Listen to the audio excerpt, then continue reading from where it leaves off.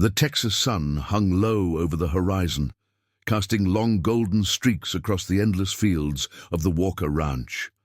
The land stretched as far as the eye could see, an empire of dust, sweat, and resilience built over generations. Ethan Walker, a former military man turned rancher, stood on the porch of his weathered farmhouse, sipping black coffee from a dented mug. His sharp blue eyes scanned the property, instinctively assessing every movement like a soldier in hostile territory. Something wasn't right. The cattle were restless, their uneasy groans echoing through the dry wind. The horses in the stable stomped nervously, their ears flicking back at unseen threats. Even Shadow, his lead Belgian Malinois, stood tense, eyes locked on the dirt road leading to the main gate. Ethan's instincts, honed from years of combat, screamed at him. Something was coming. Sarah, his wife, stepped out onto the porch, her soft brown hair pulled back in a loose ponytail. Despite the lines of worry on her face, she carried herself with the quiet strength of a woman who had fought battles of her own. "You feel it too?" she asked, crossing her arms over her chest. Ethan took a slow sip of coffee before nodding. "Yeah." She exhaled sharply. "Luke called this morning. Said the sheriff's office is stretched thin. There's been incidents." Ethan turned to face her fully. "What kind of incidents?" Sarah hesitated, glancing toward the house where Tommy, their 10-year-old son, was inside, playing with one of the dogs. She lowered her voice. "The McAllister Ranch burned down last night. The owner, Jim, was found tied to a fence post, beaten half to death." Ethan's grip tightened around the mug. "Did he say who did it?" Sarah's lips pressed into a tight line. "He didn't have to. It's them, Ethan, the Black Vipers." A slow burn of rage settled in Ethan's chest. He had heard the rumors. Roy "Cobra" Callahan and his gang had been sweeping across the countryside, leaving a trail of destruction. They were more than just outlaws. They were mercenaries, criminals for hire, the kind that didn't take no for an answer. The law in this part of Texas was a thin veil, and men like Callahan thrived in places where justice was bought, not earned. Sarah reached for Ethan's hand, her fingers tightening around his. "We need to be careful," he squeezed back. "We will be." Just then, a plume of dust kicked up on the dirt road. A lone motorcycle approached, its engine growling like a predator. Shadow let out a low, warning growl. Ethan set his coffee down. "Stay here." As the bike rolled to a stop near the front gate, Ethan stepped forward, his hand resting on the grip of his Colt revolver. Not a threat, just a reminder. The rider, a lean, greasy-haired man in a leather vest adorned with a Black Viper insignia, swung a leg off his bike and smirked. "Afternoon," he drawled, spitting tobacco onto the dirt. Ethan didn't blink. "You lost?" The biker chuckled. "Nah, just delivering a message." Ethan waited. The man ran a gloved hand over his stubbled jaw. "Cobra says he likes your land. Says it's time for a change around here." Ethan's jaw clenched. "Tell Cobra my land's not for sale." The biker grinned wider, taking a slow step closer. "Ain't talking about buying, cowboy. You got 1 week to clear out. After that, well, accidents happen." Behind him, Sarah had stepped onto the porch, a shotgun resting in the crook of her arm. Ethan didn't turn, but he knew she was there. She always had his back. Ethan took another step forward, closing the gap between him and the biker. His voice was steady, cold. "I'm only going to say this once. You, Callahan, and every snake in your little gang, you stay off my land. You come back here, and I won't be as polite." The biker's smirk faltered, just for a second. He clicked his tongue and stepped back toward his bike. "Shame," he muttered, as he threw one leg over the saddle. "Cobra thought you'd be smarter." He revved the engine, sending a spray of dirt into the air. "See you real soon, Walker." Ethan watched as the biker sped away, the Black Viper insignia on the back of his vest disappearing into the horizon. Sarah stepped closer. "What do we do?" Ethan exhaled slowly, his eyes still locked on the dust cloud fading in the distance. "We get ready." Because Ethan Walker knew one thing for certain. This wasn't a warning. This was a declaration of war. The Texas night stretched vast and empty, the only sound the whisper of wind through the dry brush. The stars burned bright above the Walker Ranch, but Ethan Walker wasn't looking at them. He was sitting on the porch, a rifle resting across his lap, his fingers absently running along the well-worn wood of the stock. Shadow, his lead Belgian Malinois, sat at his feet, ears perked, eyes fixed on the road. Sarah had put Tommy to bed hours ago, though Ethan knew she hadn't gone to sleep. She wouldn't, not tonight, not after the warning. The Black Vipers weren't the kind of men who made empty threats. They were coming, maybe tonight, maybe tomorrow, but they were coming, and Ethan would be ready. He glanced at his watch, 2:12 a.m. The night was unnervingly still. Even the cattle, usually restless at this hour, were silent. Then he heard it. A faint rumble in the distance. Ethan straightened, setting his coffee down beside him. Shadow let out a low, guttural growl, his fur bristling along his spine. Headlights appeared on the far end of the dirt road, weaving through the trees like snakes. Ethan exhaled slowly, rising to his feet. "Sarah!" he called into the house, his voice sharp but calm. She was already there, stepping onto the porch in her jeans and boots, her Winchester 12-gauge gripped firmly in her hands. "They're here," she said. Ethan nodded. "Get inside. Stay with Tommy." Sarah hesitated. "I'm not leaving you out here alone." Ethan turned to her, his jaw tight. "I need to know Tommy is safe. Go." She didn't argue, just swallowed hard and disappeared into the house. Ethan rolled his shoulders, adjusting the lever-action rifle in his grip. He whistled low. Shadow bolted down the porch steps, vanishing into the dark like a ghost. The motorcycle stopped just before the gate, the rumble of engines settling into a deep, menacing idle. 5 bikes, 2 pickup trucks. The trucks were what worried him. Bikers like to make noise, but trucks meant business. One of the bikers stepped forward, his leather vest adorned with the Black Viper insignia. Ethan recognized him, Jed Miller, one of Cobra Callahan's lieutenants. "Evening, Walker," Jed said, his voice smooth as whiskey and just as sharp. "Didn't expect you to be up so late." Ethan didn't move. "Didn't expect company." Jed smirked, flicking a cigarette to the ground. "Cobra wanted me to remind you. You got 6 days left." Ethan let the silence stretch between them. Then, slowly, he chambered around. Jed's smirk faltered. Some of the men in the trucks shifted uneasily. "I already gave my answer," Ethan said, his voice steady. Jed nodded, as if he'd expected that. Then he turned to the men in the trucks and gave a slight gesture with his hand. The fence exploded. A deafening blast of fire and shrapnel tore through the night as the old wooden gate shattered into a million splinters. The cattle in the pasture panicked, stampeding across the field. Sarah screamed from inside the house. Tommy's frightened cries echoed behind her.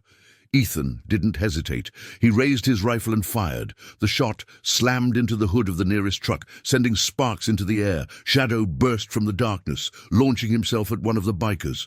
The man screamed as the dog took him down, tearing into his arm with razor-sharp teeth. Ethan fired again, dropping another man before he could raise his weapon. Jed ducked behind the second truck, shouting orders. "Take the house! Burn it down!" Ethan's blood ran cold. Then came the first Molotov cocktail. The bottle arced through the air, a flaming streak against the night sky, and exploded against the side of the barn. Fire erupted across the wooden beams, smoke billowing into the air. Ethan moved fast, sprinting toward the house. Sarah was already at the window, the shotgun roaring as she fired at the intruders. One of the bikers fell back, clutching his leg. But there were too many of them. More firebombs sailed through the night. One hit the front porch. Ethan skidded to a stop, his heart pounding. The wood caught immediately, flames licking up the steps. He heard Tommy screaming from inside. Ethan didn't think. He ran straight through the fire. The heat seared his arms, but he barely felt it. He barreled into the house, coughing as the smoke thickened. "Sarah! Tommy! We're here!" Sarah shouted, clutching Tommy to her chest. The fire was spreading fast. Ethan grabbed a blanket from the couch, shoving it into Sarah's hands. "Cover Tommy! We're going out the back." The front door was a wall of flames, but the kitchen door led to the pasture. He kicked it open and came face to face with Jed Miller's shotgun. For a fraction of a second, they locked eyes. Jed smirked. "Told you this was coming, Walker." Then he pulled the trigger, and the blast ripped through the air, and Shadow leapt between them. The dog hit Jed like a missile, the shotgun blast going wild, tearing into the side of the house instead of Ethan's chest. Jed hit the ground, Shadow on top of him, snarling. Ethan didn't hesitate. One punch, Jed went limp. Ethan turned back to Sarah. "Run! Now!" She didn't argue. They burst into the pasture, racing through the tall grass as gunfire erupted behind them. The house was burning. The barn was gone. Ethan didn't look back. He just ran. They reached the far fence, Sarah struggling to carry Tommy. Ethan lifted him up, hoisting him over the wooden posts. Then he turned. The bikers were closing in. He only had one bullet left. Ethan raised the rifle. A new set of headlights appeared on the road. Engines roared. But these weren't motorcycles. A convoy of trucks thundered down the road, kicking up clouds of dust. Ethan recognized the lead truck instantly. Luke Ramirez, the sheriff, and he wasn't alone. The entire town had come. Armed ranchers, old veterans, men who knew what was at stake. The Black Vipers saw them coming, and they ran. Ethan exhaled, lowering the rifle. Sarah clutched Tommy tight, shaking. "Is it over?"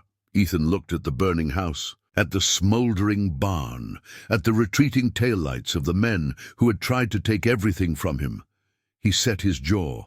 "No," he said, voice like steel. "Not yet." Because this wasn't the end. This was just the beginning. The Walker Ranch burned behind them, the flames clawing at the night sky like a living beast. Smoke curled through the air, thick and suffocating, mixing with the acrid scent of scorched wood and fuel. The Black Vipers had fled into the darkness, their roaring engines fading into the Texas night, but their message had been left loud and clear. This wasn't just intimidation anymore. This was war. Ethan Walker knelt in the dirt beside Shadow, his lead Belgian Malinois, pressing a hand against the dog's chest. The animal whimpered, his breathing shallow. Jed Miller's shotgun blast had caught him in the side. "Hang on, buddy," Ethan murmured, his voice rough with worry. His hands were slick with the dog's blood, warm and sticky against his fingers. "You're gonna be okay." Behind him, Luke Ramirez, the sheriff of this county and one of Ethan's closest friends, knelt as well, his hat pushed back, sweat glistening on his brow from the heat of the burning buildings. "I called the vet," Luke said. "Dr. McNeil's on her way. Just keep pressure on the wound." Ethan barely acknowledged him. His focus was on Shadow, on the rhythmic rise and fall of the dog's chest, willing him to keep breathing. Sarah stood nearby, holding Tommy tightly against her, whispering reassurances into the boy's ear. But Tommy wasn't crying. He was staring at the fire, his 10-year-old face set in a look no child should ever wear, one of pure, burning hatred. Sarah met Ethan's eyes, fear and grief swirling together in her gaze. "What do we do now?" Ethan didn't answer immediately.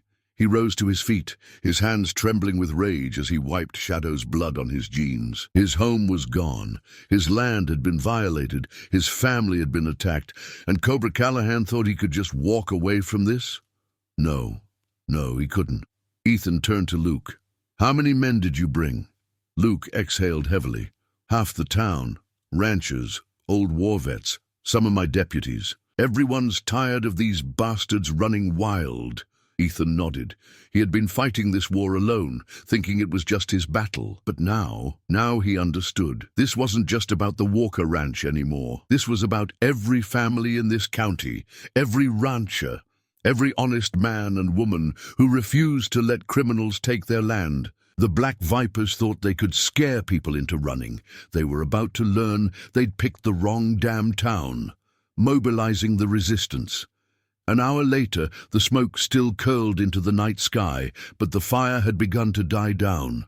The Walker Ranch was a ruin, but Ethan had no time to mourn. Instead, He stood in the center of the barnyard, surrounded by 30 men, their faces hardened by anger and grief. Luke Ramirez stood beside him, his sheriff's badge glinting in the firelight. To the left, James Holloway, a rancher in his 60s with a sharp mind and an even sharper Winchester rifle, watched with quiet determination. To the right, Maggie Carter, a lawyer who had spent years fighting against corrupt developers and crooked officials, crossed her arms, listening intently. Ethan cleared his throat, his voice steady despite the fury coiling inside him. "They burned my home tonight," he said, letting the words settle in the heavy silence. "They tried to kill my family." He met the eyes of every man and woman standing there. "But this ain't just about me. This is about all of us, about every family they've threatened, every ranch they've torched, every business they've bled dry." A murmur ran through the crowd. This wasn't just Ethan Walker's fight anymore. This was everyone's fight. "We've let these bastards run wild for too long," Ethan continued. "They think they own this county, think we'll just roll over and let them take what they want." He shook his head. "They're wrong." James Holloway stepped forward, his rifle resting in the crook of his arm. "What do you need us to do, Ethan?" Ethan's jaw tightened. He wasn't just defending his home anymore, he was leading a war. "We hit back," he said. "Hard." The men nodded, the fire in their eyes matching the flames still smoldering behind them. Luke glanced at Ethan. "You got a plan?" Ethan nodded. "First things first, we need to know where they're hiding. We find out exactly where Callahan and his men are holed up, how many they have, what they're planning next." Maggie adjusted her leather jacket. "I might have something on that," she said. "I've been looking into Cobra Callahan for a while now. The Black Vipers aren't just a gang. They're working with a mining company. There's oil under some of these ranches, and Callahan is clearing people off the land." Ethan's stomach twisted. So that was it. It wasn't just about crime. It was about money, big money. "They don't just want to steal our land," Ethan murmured. "They want to own it," Luke cursed under his breath. "That means this goes deeper than just Callahan. If there's corporate money involved, we're dealing with politicians, corrupt businessmen. We'll need proof." Maggie smiled grimly. "Then let's get some." Ethan glanced at the men around him. "We're gonna need more firepower." "More men," James Holloway cracked his knuckles. "Leave that to me. I know plenty of folks who'd be happy to join the fight." Ethan nodded. "All right, Luke, you and your deputies keep the law on our side. Maggie, dig into this mining company. Find everything." Then he turned to the crowd. "The rest of you arm up. We're not waiting for them to hit us again. We take the fight to them." A cheer rose up, men raising their rifles, faces set in determination. The Black Vipers had no idea what was coming for them. Preparing for war. By morning, the Walker Ranch was a command center. Every able-bodied man in the county had shown up. Ranchers, ex-cops, veterans, men who knew how to fight, how to survive. They loaded weapons, reinforced their properties, established patrols along every major road. James Holloway led a group of snipers to the hills surrounding the town, setting up watchposts to spot any Viper movement. Luke and his deputies tightened security, making sure no one sympathetic to the gang was feeding them information. Maggie worked her legal contacts, uncovering a web of corruption linking Callahan to high-ranking officials. And Ethan? Ethan prepared to do what he did best, fight. A message for Callahan. By nightfall, Ethan and a team of 6 men, all armed, all deadly serious, moved toward one of the Black Vipers' safe houses, a rundown bar on the outskirts of town. They waited in the dark, watching as the bikers drank, laughed, unaware of what was coming. Then Ethan stepped into the light. The bar went silent. Callahan's men stared at him, recognizing him instantly. Ethan leveled his shotgun, his voice like thunder in the still night air. "Tell Cobra this is over." The nearest biker reached for his gun. Ethan fired.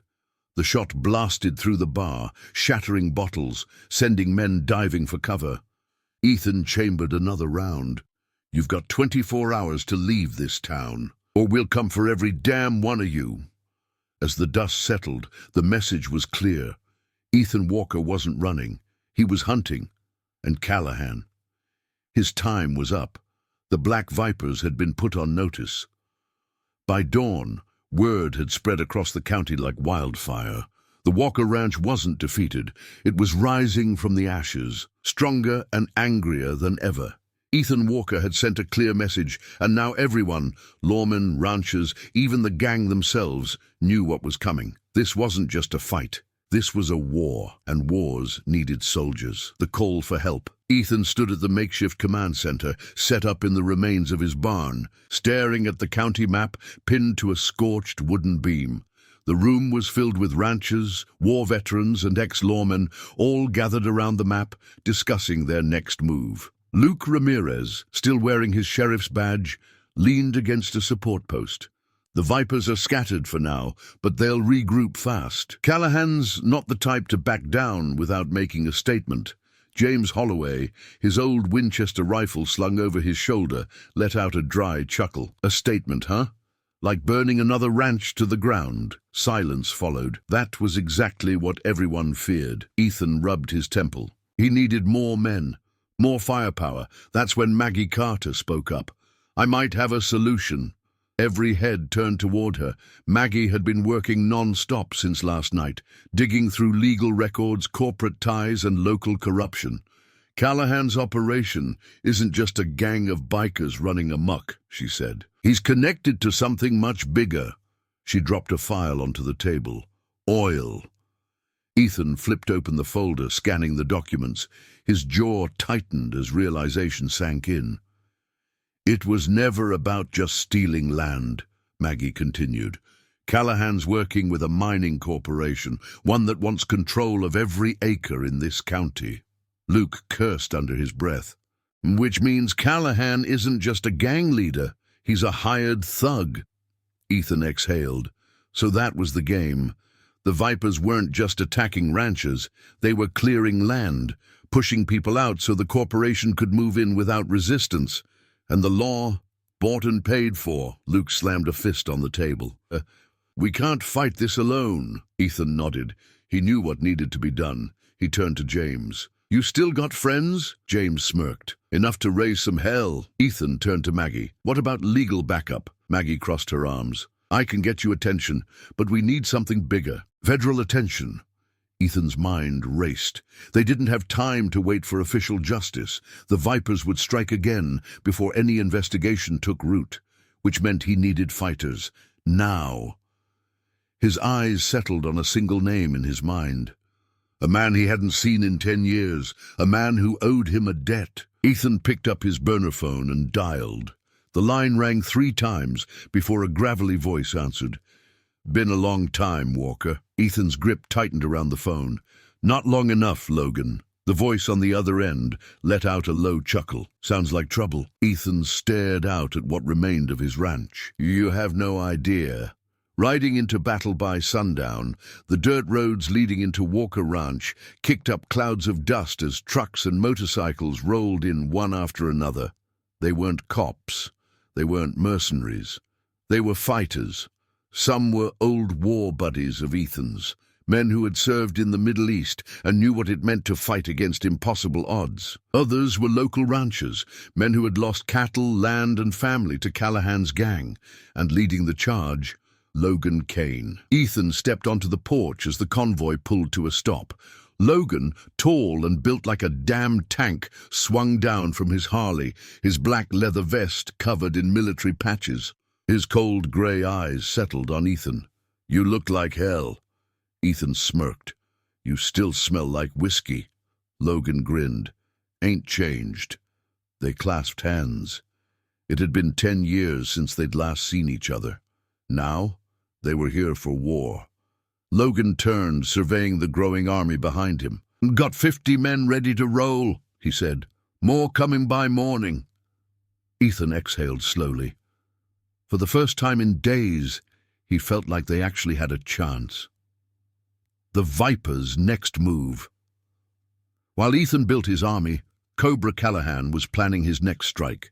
In a run-down warehouse on the edge of the county, he sat at a table surrounded by bikers, hired guns, and corporate suits.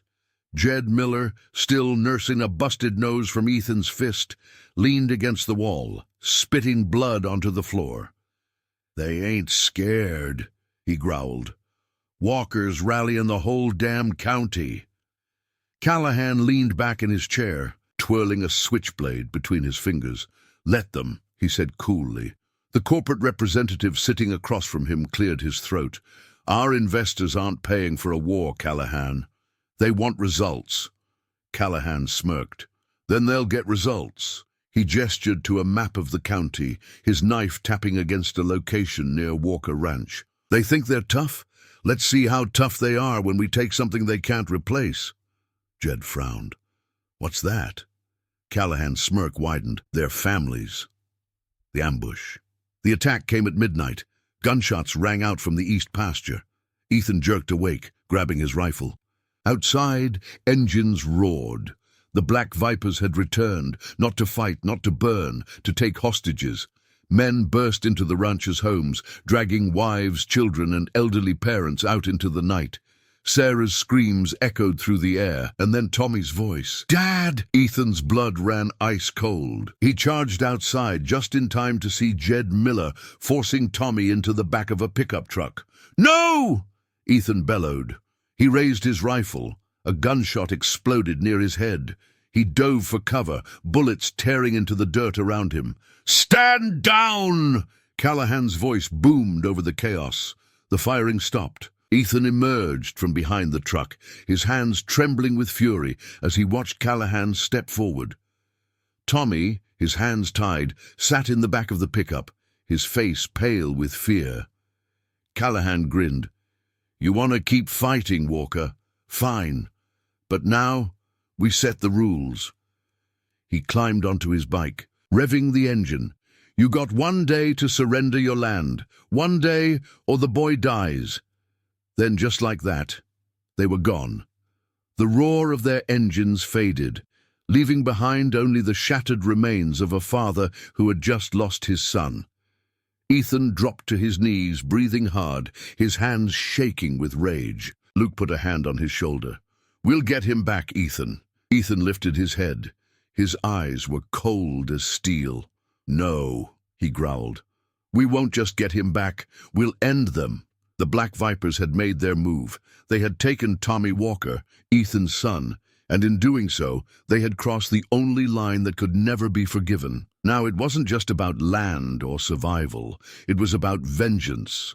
And Ethan Walker was going to bring hell to their doorstep. No more waiting. Ethan stood in the center of the burned remains of his ranch, gripping his Colt .45 revolver, his knuckles turning white. Around him his army gathered, 50 men strong, including war veterans, ranchers, and lawmen who had finally had enough.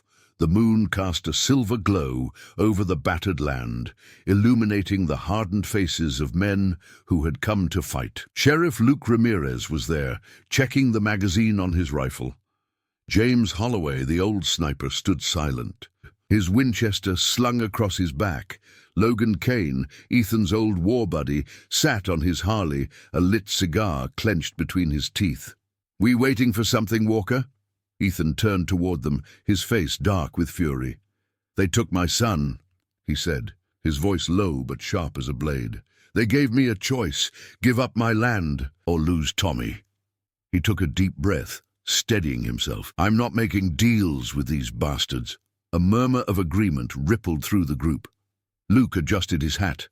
"Then what's the play?" Ethan looked over at Maggie Carter, who had spent the last 24 hours digging into the Vipers' operations. She pulled out her tablet, bringing up a map. "They're holed up at an old abandoned refinery 20 miles south. I found financial records linking it to the same mining corporation that's been buying up land." Ethan narrowed his eyes. "So this isn't just a gang hideout?" Maggie shook her head. "It's a fortress. Fences, watchtowers, armed guards. If they're keeping Tommy anywhere, it's there." A thick silence settled over the group. Taking on the Vipers was one thing. Taking on a well-defended compound was another. But Ethan didn't hesitate. "We ride at dawn," he said. Logan grinned. "Hell yeah!" The road to war. The first light of dawn painted the horizon in hues of red and gold. A convoy of trucks, motorcycles, and horses moved out from the remains of Walker Ranch, dust kicking up as they sped toward the refinery. Logan rode ahead on his Harley, leading a squad of bikers armed to the teeth. James rode in the back of a pickup, his sniper rifle laid across his lap. Luke and his deputies flanked Ethan's black truck, their faces grim with purpose. This wasn't just a fight anymore, this was an execution. The refinery. Fortress of snakes. The abandoned refinery loomed in the distance, a rusted skeleton of metal and broken glass, surrounded by fencing topped with barbed wire. Through the binoculars, Ethan could see Black Viper sentries patrolling the perimeter, some armed with AR-15s, others with shotguns and pistols. Near the entrance, a black pickup was parked. Ethan's stomach tightened when he saw a small figure being dragged from the truck. Tommy. His son's hands were tied, his face pale but defiant, even as Cobra Callahan himself stood over him, smirking. Ethan's fingers tightened around the binoculars until they creaked. Beside him, Logan let out a low whistle. Damn, they really went all in, huh? Ethan lowered the binoculars, his jaw tight. They think they're safe in there. Luke sighed. So how do we play this? Ethan turned to James. How many shots you got? James smirked, adjusting his rifle. Enough. Ethan looked at Logan. You and your bikers hit the main gate, loud and messy. Draw their fire. Logan grinned, cracking his knuckles. Oh, you know we're good at messy. Ethan turned to Maggie. You get inside. Find Tommy. Get him out. Maggie hesitated. You sure you don't want me in the fight? I need someone smart inside, Ethan said. I trust you. Maggie gave a curt nod. Luke loaded his rifle. And you? Ethan checked his revolver, then grabbed his shotgun. I'm going straight for Callahan. The first shots. At sunrise, the battle began. Logan's bikers roared through the refinery gates, their engines screaming as they tore through the dirt, Molotov cocktails lighting up the entrance like a funeral pyre. James fired the first shot, a sniper round that took out one of the guards on the roof before the man could even raise his rifle. Then chaos erupted. Ethan and Luke rushed through the main breach, guns blazing as bullets ripped through metal and glass. A Viper with a shotgun stepped out of cover. Ethan dropped him with a single shot to the chest. Another ran for cover. Luke put him down with a bullet to the leg. From the warehouse, more bikers poured out, returning fire. Boom!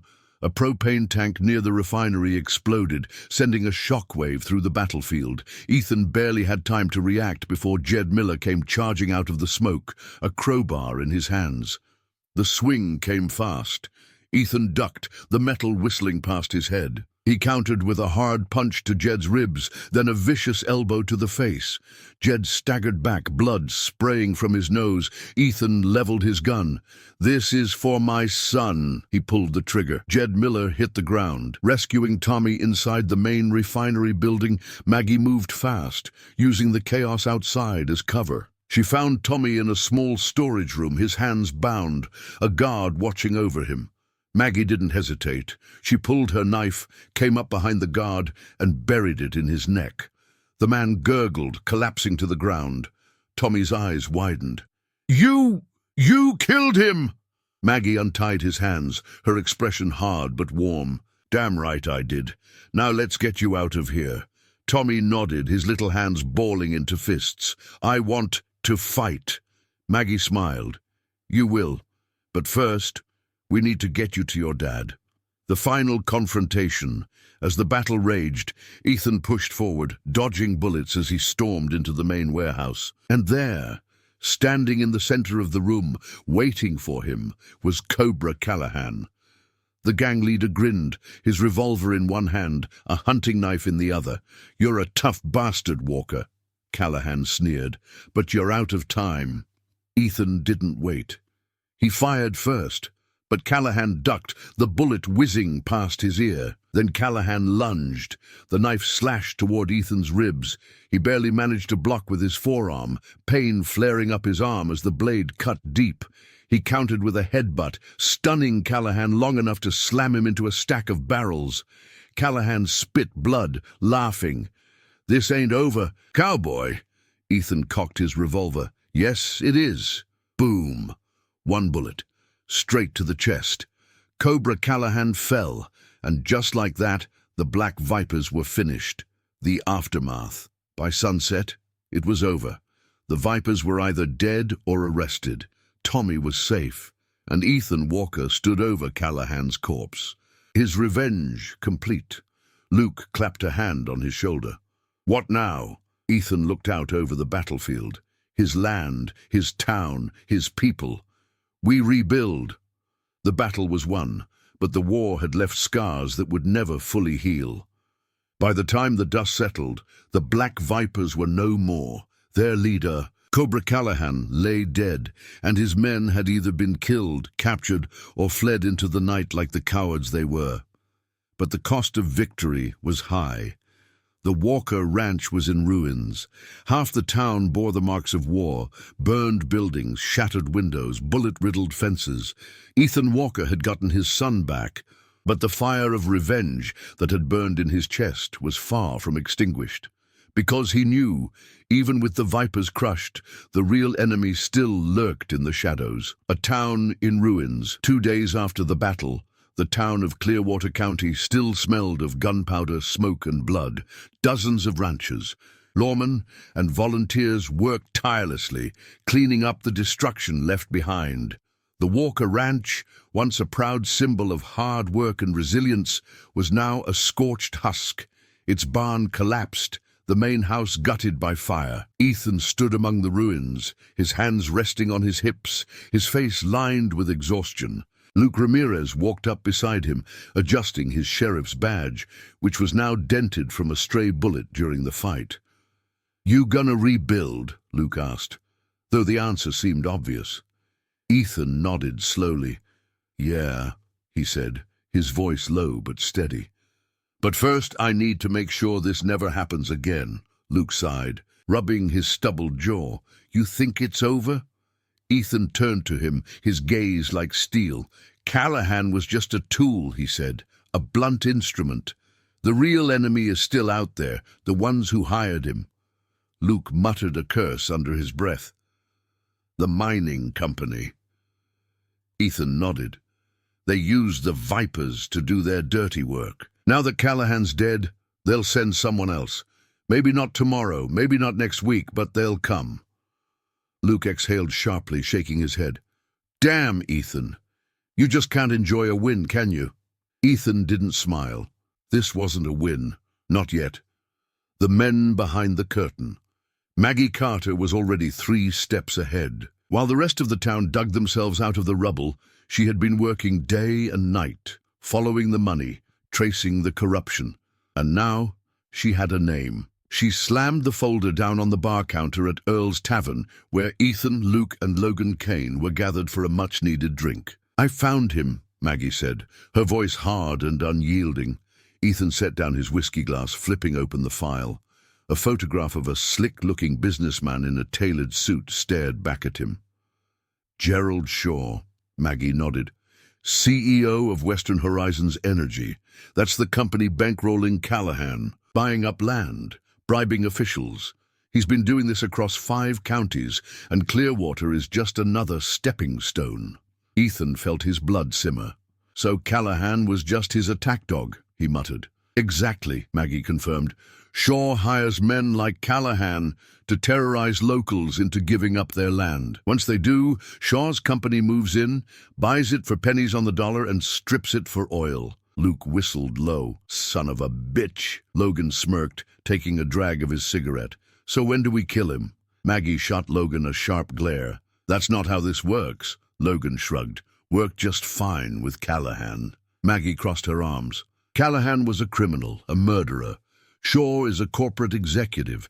He's got lawyers, politicians, police departments on his payroll. You can't just put a bullet in his head and expect things to change." Ethan studied the photo.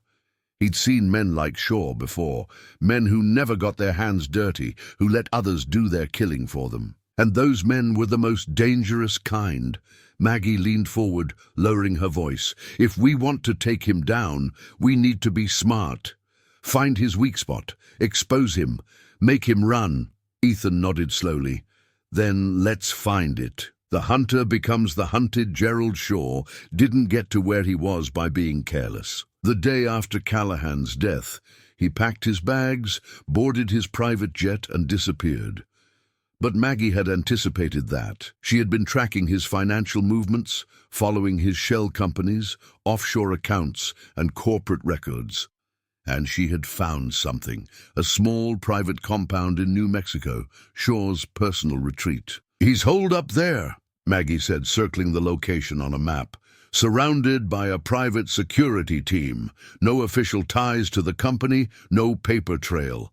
Just him, a dozen guards, and a whole lot of money." Ethan tapped the map.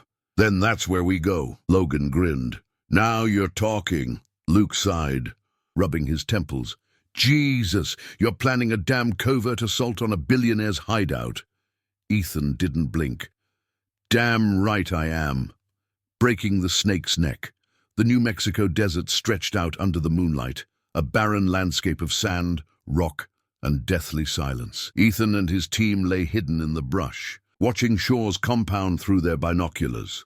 The place was heavily fortified, floodlights, security cameras, armed guards patrolling the perimeter. "This ain't Callahan's gang," Logan muttered. "These are ex-military."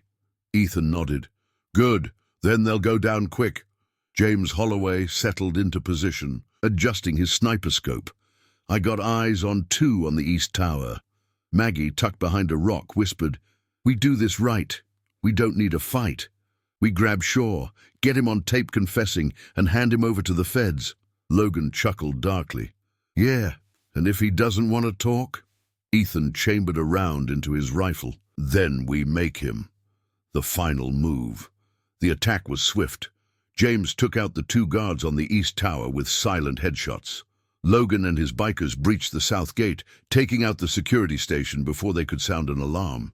Ethan led a small team straight to the main house, moving through the shadows like ghosts. By the time Shaw realized what was happening, it was too late. They dragged him out of his bedroom, tied his hands, and threw him onto the ground. What do you want?" Shaw stammered, his expensive suit now covered in dust. Ethan crouched down beside him. "I want you to confess to everything." Shaw laughed nervously. "Do you have any idea who I am?" Ethan pistol-whipped him across the face. Shaw cried out, blood dripping from his nose. "I don't care who you are," Ethan said coldly. "You're done." They filmed everything. The bribes, the arson, the murders, all orchestrated under Shaw's orders. Then they leaked it to every news station in Texas. By morning, Gerald Shaw was a wanted man. His company stocks plummeted. His political allies abandoned him. His entire empire collapsed in a single night. And Ethan Walker, he rode home, knowing he had finally won. The war was over.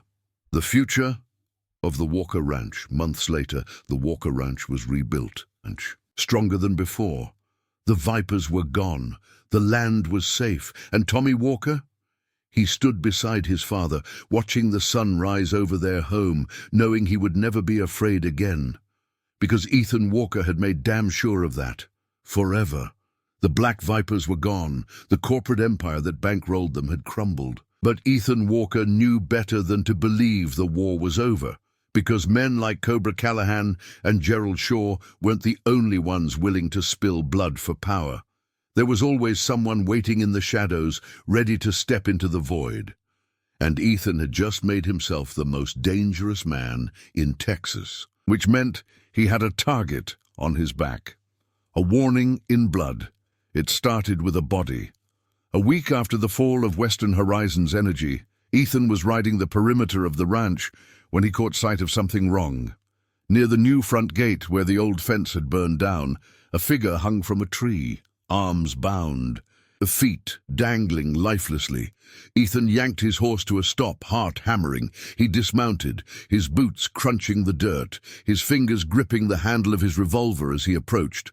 It was a man in biker leathers, the black viper insignia still stitched onto his vest. His throat had been cut, and nailed into his chest was a message, written in blood on a torn scrap of cardboard.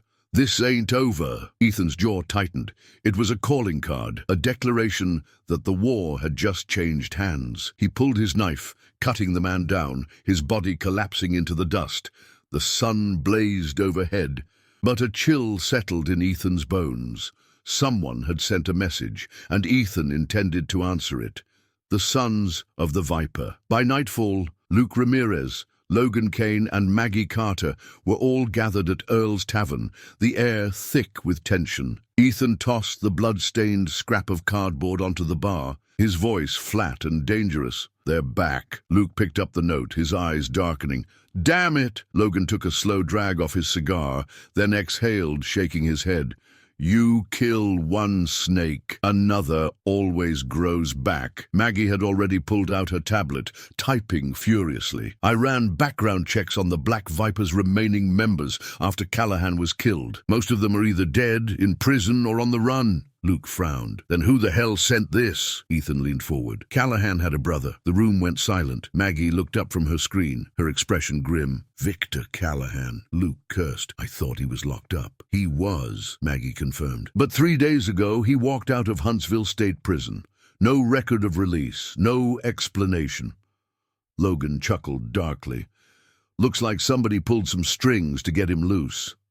Ethan sat back, his fists clenched. Victor Callahan wasn't like his brother.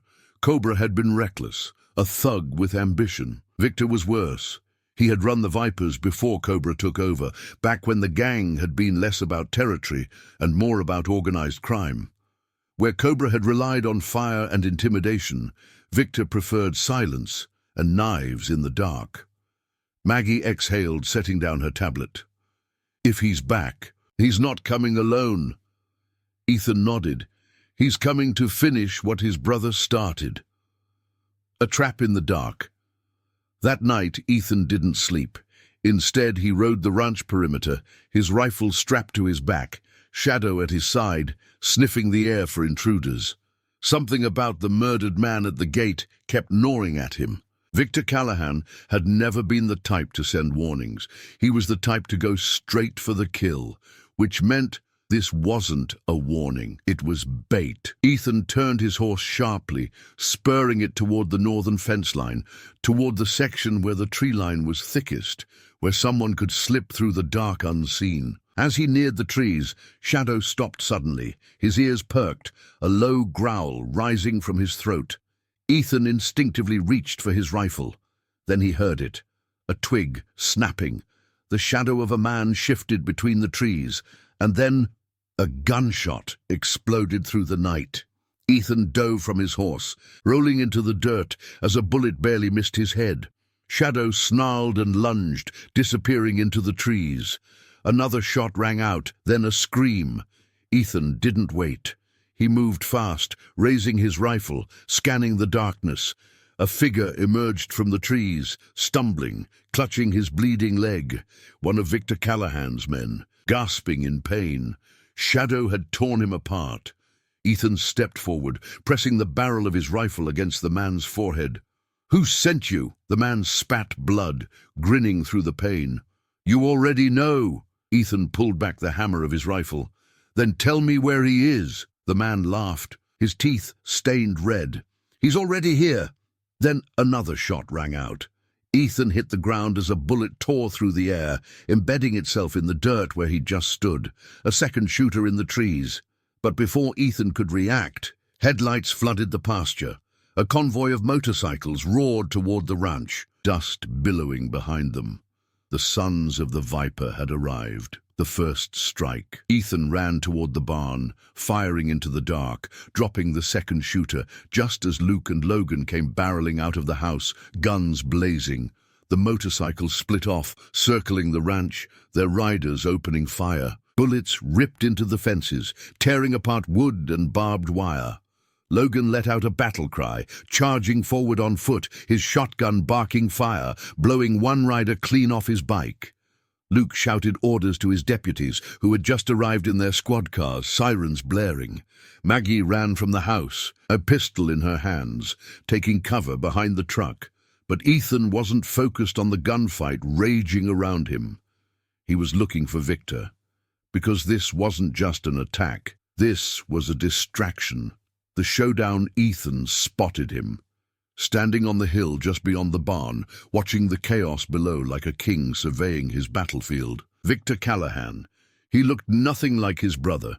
Where Cobra had been wild and unhinged, Victor was calm, calculated. His slicked-back hair and black suit looked out of place among the dust and gunfire. Ethan locked eyes with him. Victor smiled. Then he raised his hand, signaling his men, and just like that, the sons of the Viper retreated. The gunfire stopped. The motorcycles turned and rode off, disappearing into the night. Victor stayed a moment longer, watching Ethan, his expression unreadable. Then he turned and walked away, his words hanging in the air. "See you soon, cowboy." And then he was gone. The war begins anew. Ethan stood in the wreckage of his ranch, his fists clenched, his breath steady. Luke stepped beside him, shaking his head. "Why the hell did they leave?" Ethan exhaled slowly. "They didn't come to kill me," he said. Luke frowned. "Then what was this?" Ethan's stomach twisted. "They came to scout the battlefield." Because this wasn't a battle. This was just the opening move. The real war was still coming, and Ethan Walker intended to win it, no matter what it took. The night was silent again, but the echoes of gunfire still lingered in the bones of the Walker ranch. The sons of the Viper had retreated, but not because they were beaten. No, this was just the beginning. Victor Callahan was playing a different game than his brother. Smarter, slower, deadlier. And Ethan Walker knew exactly what that meant. This wasn't going to be a war of bullets alone. This was a war of strategy, of patience, of breaking men before they ever reached the battlefield. And if Victor wanted to test his endurance, Ethan would show him exactly how far he could go. Assessing the damage by sunrise, the ranch was crawling with men. Luke Ramirez's deputies worked alongside ranchers and ex-soldiers, patching bullet holes, reinforcing fences, and taking stock of what had been lost. It wasn't good. The north fence was obliterated, leaving the cattle scattered across miles of open land. The barn had been hit again, and though it wasn't in flames this time, it wasn't far from collapse. The water pump had been sabotaged, cutting off supply to the entire ranch. And that wasn't the worst part. One of Luke's deputies, Carl Grayson, was dead, shot through the chest, a clean kill. The sons of the Viper weren't just firing blindly, they were hunting. Ethan stood over the body, his jaw tight. Luke knelt beside the fallen man, his fingers curling into a fist. Son of a bitch, he had 3 kids. Ethan exhaled through his nose. This wasn't just about him anymore. Victor was proving a point. He was willing to bleed the town to get to Ethan. And that meant Ethan had to stop him before more bodies dropped. The game begins.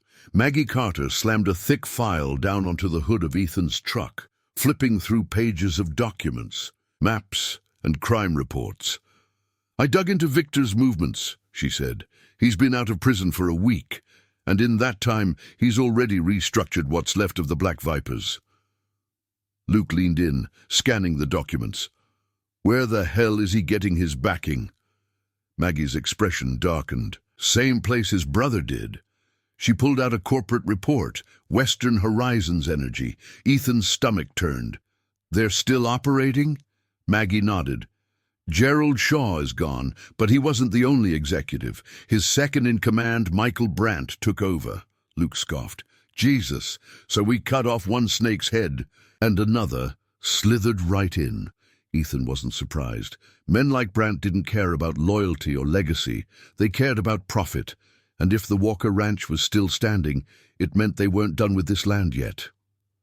"They're bankrolling Victor," Maggie continued, "giving him guns, men, and money. In return, he does exactly what Callahan did, destabilize the county, force ranchers to sell, and make way for oil fields." Luke rubbed his temples. "All right, so how do we stop them?" Ethan leaned over the map, his finger tracing a route along the main highway. "We take everything from them," Logan Kane smirked. "Now you're talking." "Cutting the supply line." If Western Horizons was feeding Victor weapons and money, then Ethan had one mission: cut off the supply line.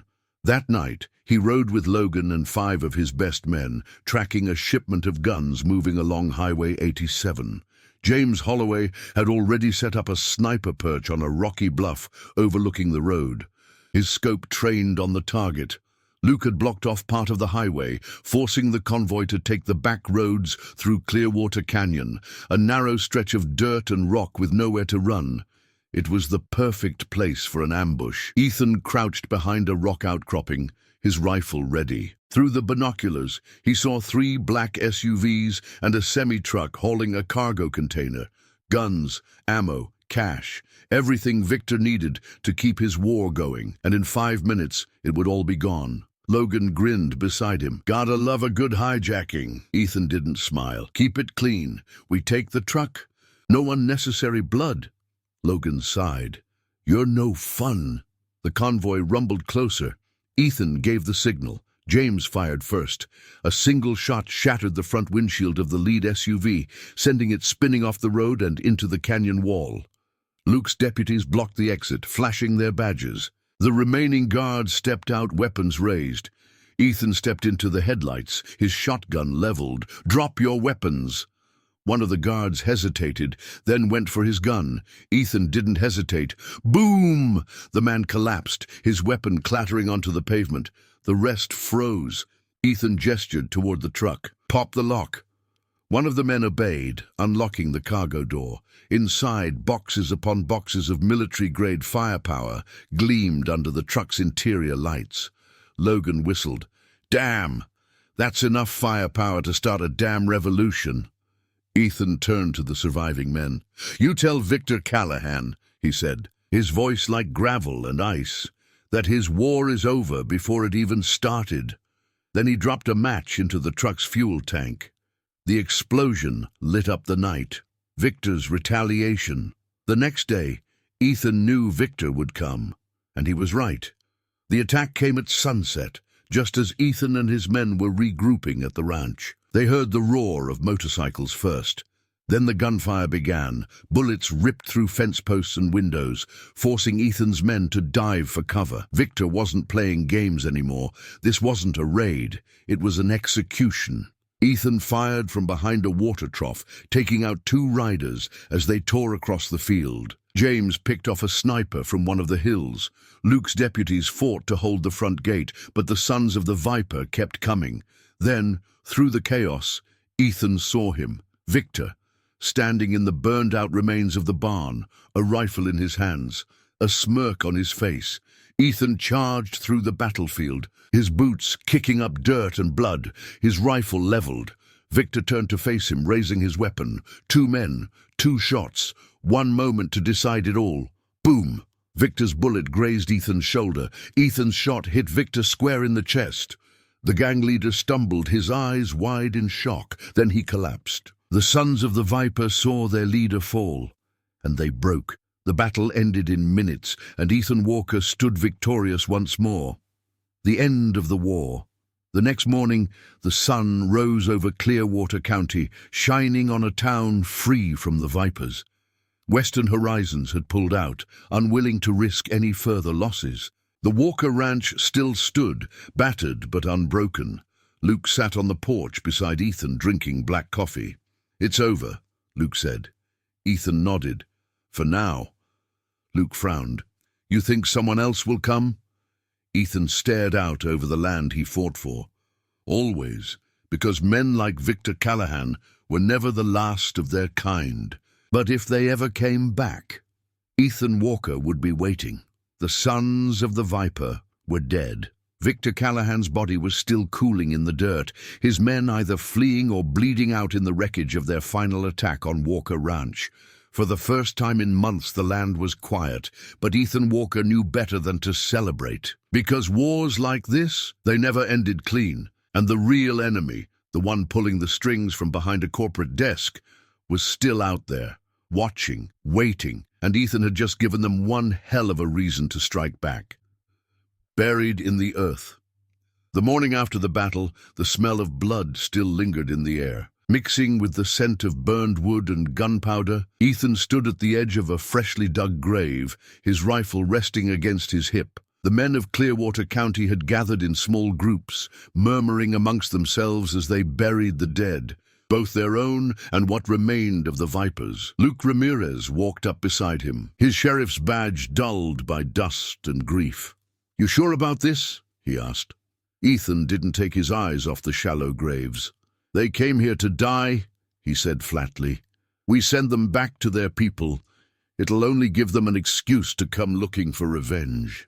Luke sighed, rubbing his stubbled jaw. "You realize what this means, don't you?" Ethan nodded. "Yeah." By burying the Vipers here, Ethan was making a statement. This land belonged to Clearwater County, not to them, not to Western Horizons, not to anyone but the people who bled for it. Luke exhaled slowly. "So what now?" Ethan turned to him, his face set in stone. "Now," he said, "we take the fight to them. A visit to the enemy's den." Ethan didn't wait. That night he drove 4 hours east to Dallas, leaving the ruined ranch behind. It was time to face Michael Brant, the new head of Western Horizons Energy. Maggie Carter had done her homework. Brant was richer than Shaw, smarter than Callahan, and twice as ruthless as both. If Shaw had built the empire, Brant was the one who knew how to keep it alive, even if that meant hiring killers to burn out small-town ranches like parasites. Ethan pulled into the underground parking garage of a towering corporate office, a fortress of glass and steel in the heart of Dallas. He wasn't dressed like a businessman, didn't wear a suit or a tie, just dusty jeans, worn boots, and a gun holstered under his jacket. Brant's men spotted him the moment he stepped out of the truck. 2 security guards, both built like retired linebackers, both carrying sidearms. One of them stepped forward. "Sir, you—" Ethan didn't slow down, just kept walking, kept staring right through them. Something in his eyes made them hesitate, like they were looking at a man who had already walked through hell and was ready to go back. They let him pass. The man in the suit. Michael Brant was waiting in his corner office, a sleek, modern room with floor-to-ceiling windows overlooking the city. He was younger than Ethan expected, slick, expensive, every inch a man who had never done an honest day's work in his life. Brant looked up from his desk, smiling like a banker about to approve a $1 million loan. "Mr. Walker," he said, "I was wondering when we'd meet." Ethan stepped inside, shutting the heavy glass door behind him. "I assume you know why I'm here," Ethan said. Brant chuckled, leaning back in his leather chair. "I do, but before we get to that—" He gestured toward a bottle of whiskey on his desk. "Drink?" Ethan didn't move. Brant sighed. "No? All right." He set the bottle down and steepled his fingers. "You killed my best enforcer, took out half my supply lines and left me with a PR nightmare. That's not exactly good for business, Ethan." Ethan stared him down, his voice quiet. "You sent men to kill me and my son." Brant smiled. Now, that was Callahan's mistake." Ethan's fist clenched. Brant saw it and chuckled. "Relax," he said. "We're businessmen, Ethan. We solve problems. And right now, you're a problem." Ethan exhaled slowly. "Then let me make this easy for you. You pack up your people, pull out of my county, and never come back." Brant shook his head. "Oh, Ethan," he leaned forward, "that's not how this works. A different kind of war." Ethan expected a threat, expected Brant to pull a gun, call security, maybe even offer a thinly veiled bribe to make this all go away. Instead, Brant laughed. "You don't get it, do you?" he said. "You think you won." He gestured at his office. "The city skyline beyond. I don't need gangs and mercenaries to destroy you, Ethan." He leaned closer. "I own the banks, the courts, the county commission." Ethan's stomach turned cold. Brant smirked. "I don't burn your land, Ethan. I buy it out from under you." Ethan's jaw tightened. Brant leaned back. "You're out of your league, cowboy. You want to fight me? Fine. But I don't fight with bullets, I fight with lawyers, contracts, and money." He spread his hands. "Let's see which one of us runs out first." Ethan stared at him. For the first time, he realized Brant wasn't bluffing. This wasn't just a land war anymore. This was corporate warfare, and Brant had all the cards. An unlikely ally. Ethan drove back to Clearwater County, his mind racing. Guns wouldn't win this war, not this time. And then, as he pulled into town, he saw her, standing outside the county courthouse, dressed in a sharp blazer, heels clicking against the pavement. Was a woman Ethan hadn't seen in 15 years, his sister, Claire Walker. She turned when she saw him, a smirk playing on her lips. "Well," she said, "looks like you finally found a fight you can't win with a rifle." Ethan exhaled sharply. "What the hell are you doing here?" Claire crossed her arms. "Crossed. Heard you picked a fight with some of the most corrupt bastards in Texas," she said. "And since I happen to be a federal prosecutor, I figured I'd come see if you needed a hand." Ethan frowned. "You left this place years ago." Claire smirked. "I did," she said, "but you're still my stubborn idiot of a brother. And if you think I'm letting some corporate scumbag take what's ours," she stepped forward, "you don't know me as well as you think you do." Ethan studied her. Maybe, just maybe. This war wasn't over yet. The battle for Clearwater begins. Western Horizons had the money, the lawyers, the politicians. But now, Ethan had something they didn't, a woman who knew exactly how to bring them down from the inside. And for the first time in weeks, Ethan felt something dangerous flicker in his chest. Hope, because this fight wasn't over, not by a long shot. The war had changed. The Black Vipers were dead, their leader buried in a shallow grave. But the real enemy, the one hiding behind boardroom walls and polished suits, was still very much alive. Western Horizons' energy had sent killers before.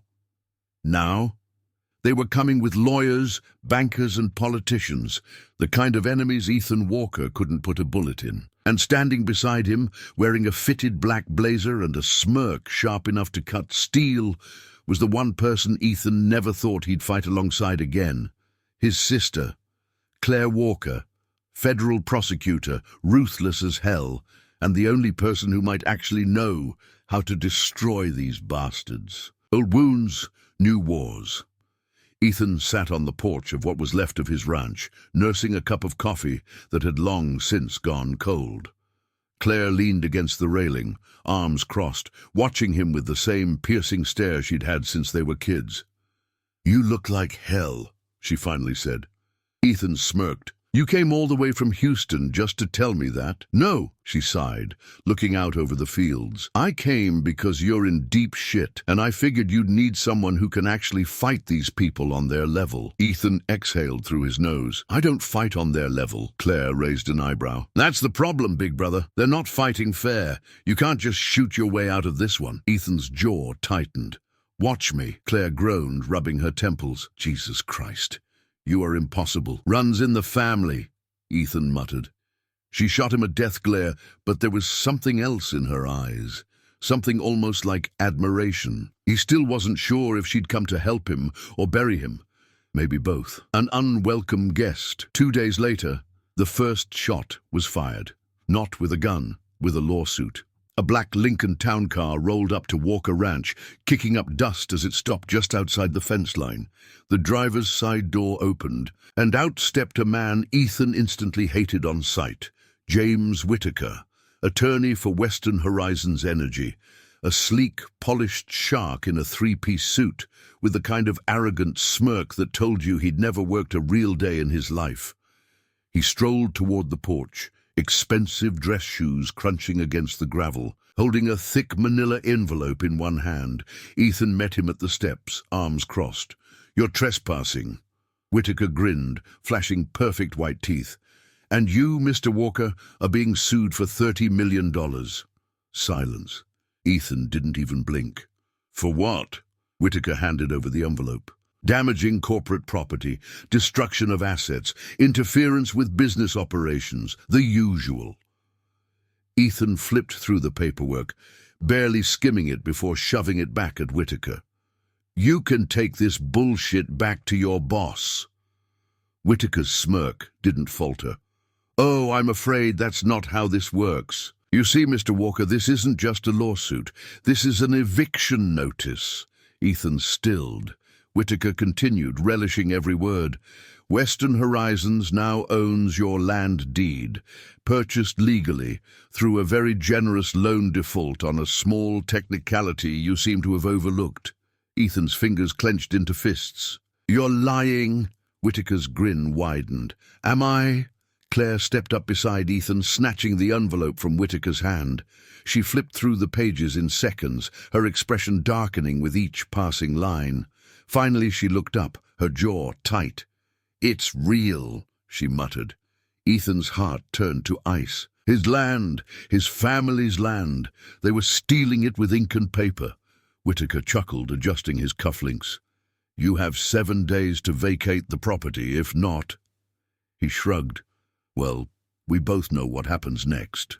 Ethan knew, because they wouldn't stop at a lawsuit. They'd send armed men, just like before. Only this time, they'd be hiding behind badges. You should have brought more men, Ethan said coldly. Whitaker smirked, turning to leave. Oh, trust me, he said. They're coming. A new kind of war. That night, the town gathered at the old church, the same place they'd met before the first battle against the Vipers. Farmers, ranchers, business owners, people who had bled for this land, people who weren't about to let some corporate leech take it from them. Claire stood at the front of the room, holding up the lawsuit for everyone to see. They're taking everything, she said, her voice sharp and strong, and they're doing it legally. A murmur rippled through the crowd.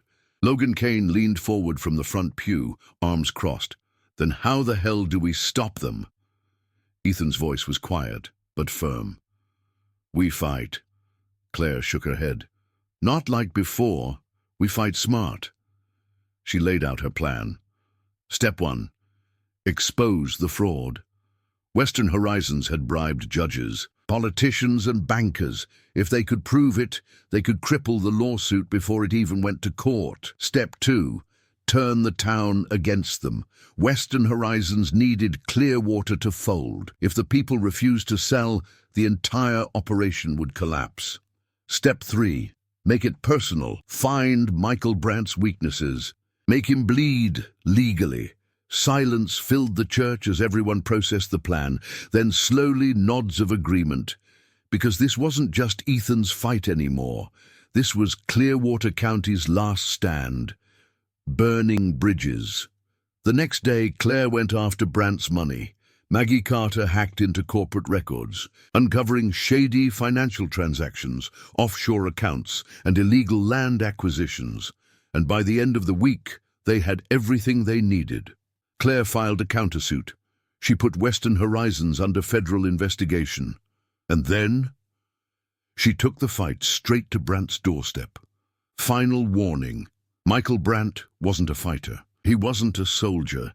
He was a man who had never faced real fear in his life, which is why, when Ethan Walker showed up at his mansion in Dallas, he finally understood what it meant to be hunted. Brant tried to run, tried to call his security, but Ethan was already inside. He grabbed Brant by the collar, slamming him against his own desk. "This ends now," Ethan growled. Brant gasped, shaking. You can't." Ethan leaned closer, his voice like gravel and steel. "I can, and I will." He let go, letting Brant collapse into his chair. "Pull out of Clearwater. Drop the lawsuit. If I see one more of your men, if you send one more lawyer—" He grabbed a letter opener from the desk, stabbing it into the wood inches from Brant's hand. "I'll make damn sure you never file another lawsuit again." Brant stared at him, terrified. And in that moment, Ethan knew. The war was over. A new beginning. Western Horizons pulled out of Clearwater. The lawsuit vanished. The ranchers kept their land. And Ethan, he finally got to watch the sunrise over his home, without blood in the dirt. For the first time in months, the war was over. But if it ever came back, Ethan Walker would be ready. The Walker Ranch still stood. The lawsuit was dead, the corporate wolves retreating back to their glass towers. And for the first time in months, Ethan Walker could breathe. But the feeling was temporary, because war like this, it never truly ends. Even when the dust settles, even when the enemy flees, the scars remain. And some wounds never heal. The cost of war. Ethan stood on the front porch, watching the sun rise over the land he had almost lost. The ranch was rebuilding, slowly but surely. The barn was halfway restored, thanks to the efforts of friends and neighbors who had refused to let the land fall into ruin. The north fence had been reinforced, stronger than ever. The scorched remains of the Viper's last attack had been cleared away, the fields no longer marred by blood and gunfire. But some things couldn't be repaired, like the 6 graves resting at the base of the old oak tree. Men who had stood with him, men who had died for this land. Ethan took a slow sip of coffee, his fingers tightening around the mug. Luke Ramirez sat beside him, his sheriff's badge dulled with dust, a cigarette dangling between his fingers. "You should be happy," Luke muttered. "You won." Ethan exhaled through his nose. "Did I?" Luke took a drag, letting the smoke curl into the cold morning air. "You're alive," he said. "Your boy is safe. Your land is yours." "Sounds like a win to me." Ethan nodded, but the weight in his chest didn't lift. Maybe it never would, because no matter what, the dead didn't come back. And the war, it still wasn't over. A quiet return. The people of Clearwater County weren't the same. They had fought a war they never asked for, had lost friends, family, and homes in a battle that was never theirs to begin with. The scars ran deeper than any bullet wound. Businesses reopened, but the laughter wasn't as loud. The bars filled up, but the drinking was heavier. Even the cattle moved differently, sensing the unease still hanging in the air like an oncoming storm. And Ethan felt it most of all. It wasn't over, not really. Something still wasn't right, and he would find out exactly what it was. A letter in the dark. 3 days later, a letter arrived. No return address, no name, just a single sheet of paper, handwritten in a shaky script. "You think it's over. It's not. Meet me at Hollow Creek, midnight, come alone." Ethan's fingers tightened around the paper. Luke, reading over his shoulder, muttered a curse. "Jesus, you think it's a trap?" Ethan stared at the letter. He had a bad feeling. Hollow Creek was a dead place, a dried-up riverbed 30 miles out of town, a place where only fools and ghosts went. But something about the handwriting clawed at his memory. It was familiar, and that was the only reason he was going. Midnight at Hollow Creek.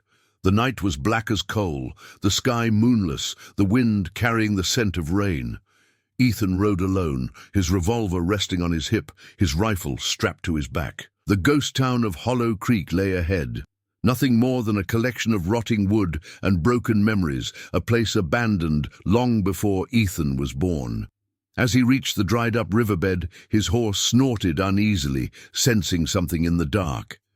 Ethan dismounted, boots crunching against brittle dirt, his hand hovering near his gun. Then a figure stepped from the shadows. Ethan's breath caught in his throat, because the man standing before him was supposed to be dead. A ghost returns. His face was gaunt and sunburnt, his clothes ragged, his eyes hollow. But Ethan would have recognized him anywhere. Jed Miller, Victor Callahan's right-hand man, a man Ethan had shot dead months ago. Ethan's hand went to his revolver. "This ain't possible," he said, voice like gravel. "I killed you." Jed's lips curled into a sick smile. "You tried." Silence. The wind whistled through the canyon, the creak of wood the only sound in the empty town. Ethan's mind raced.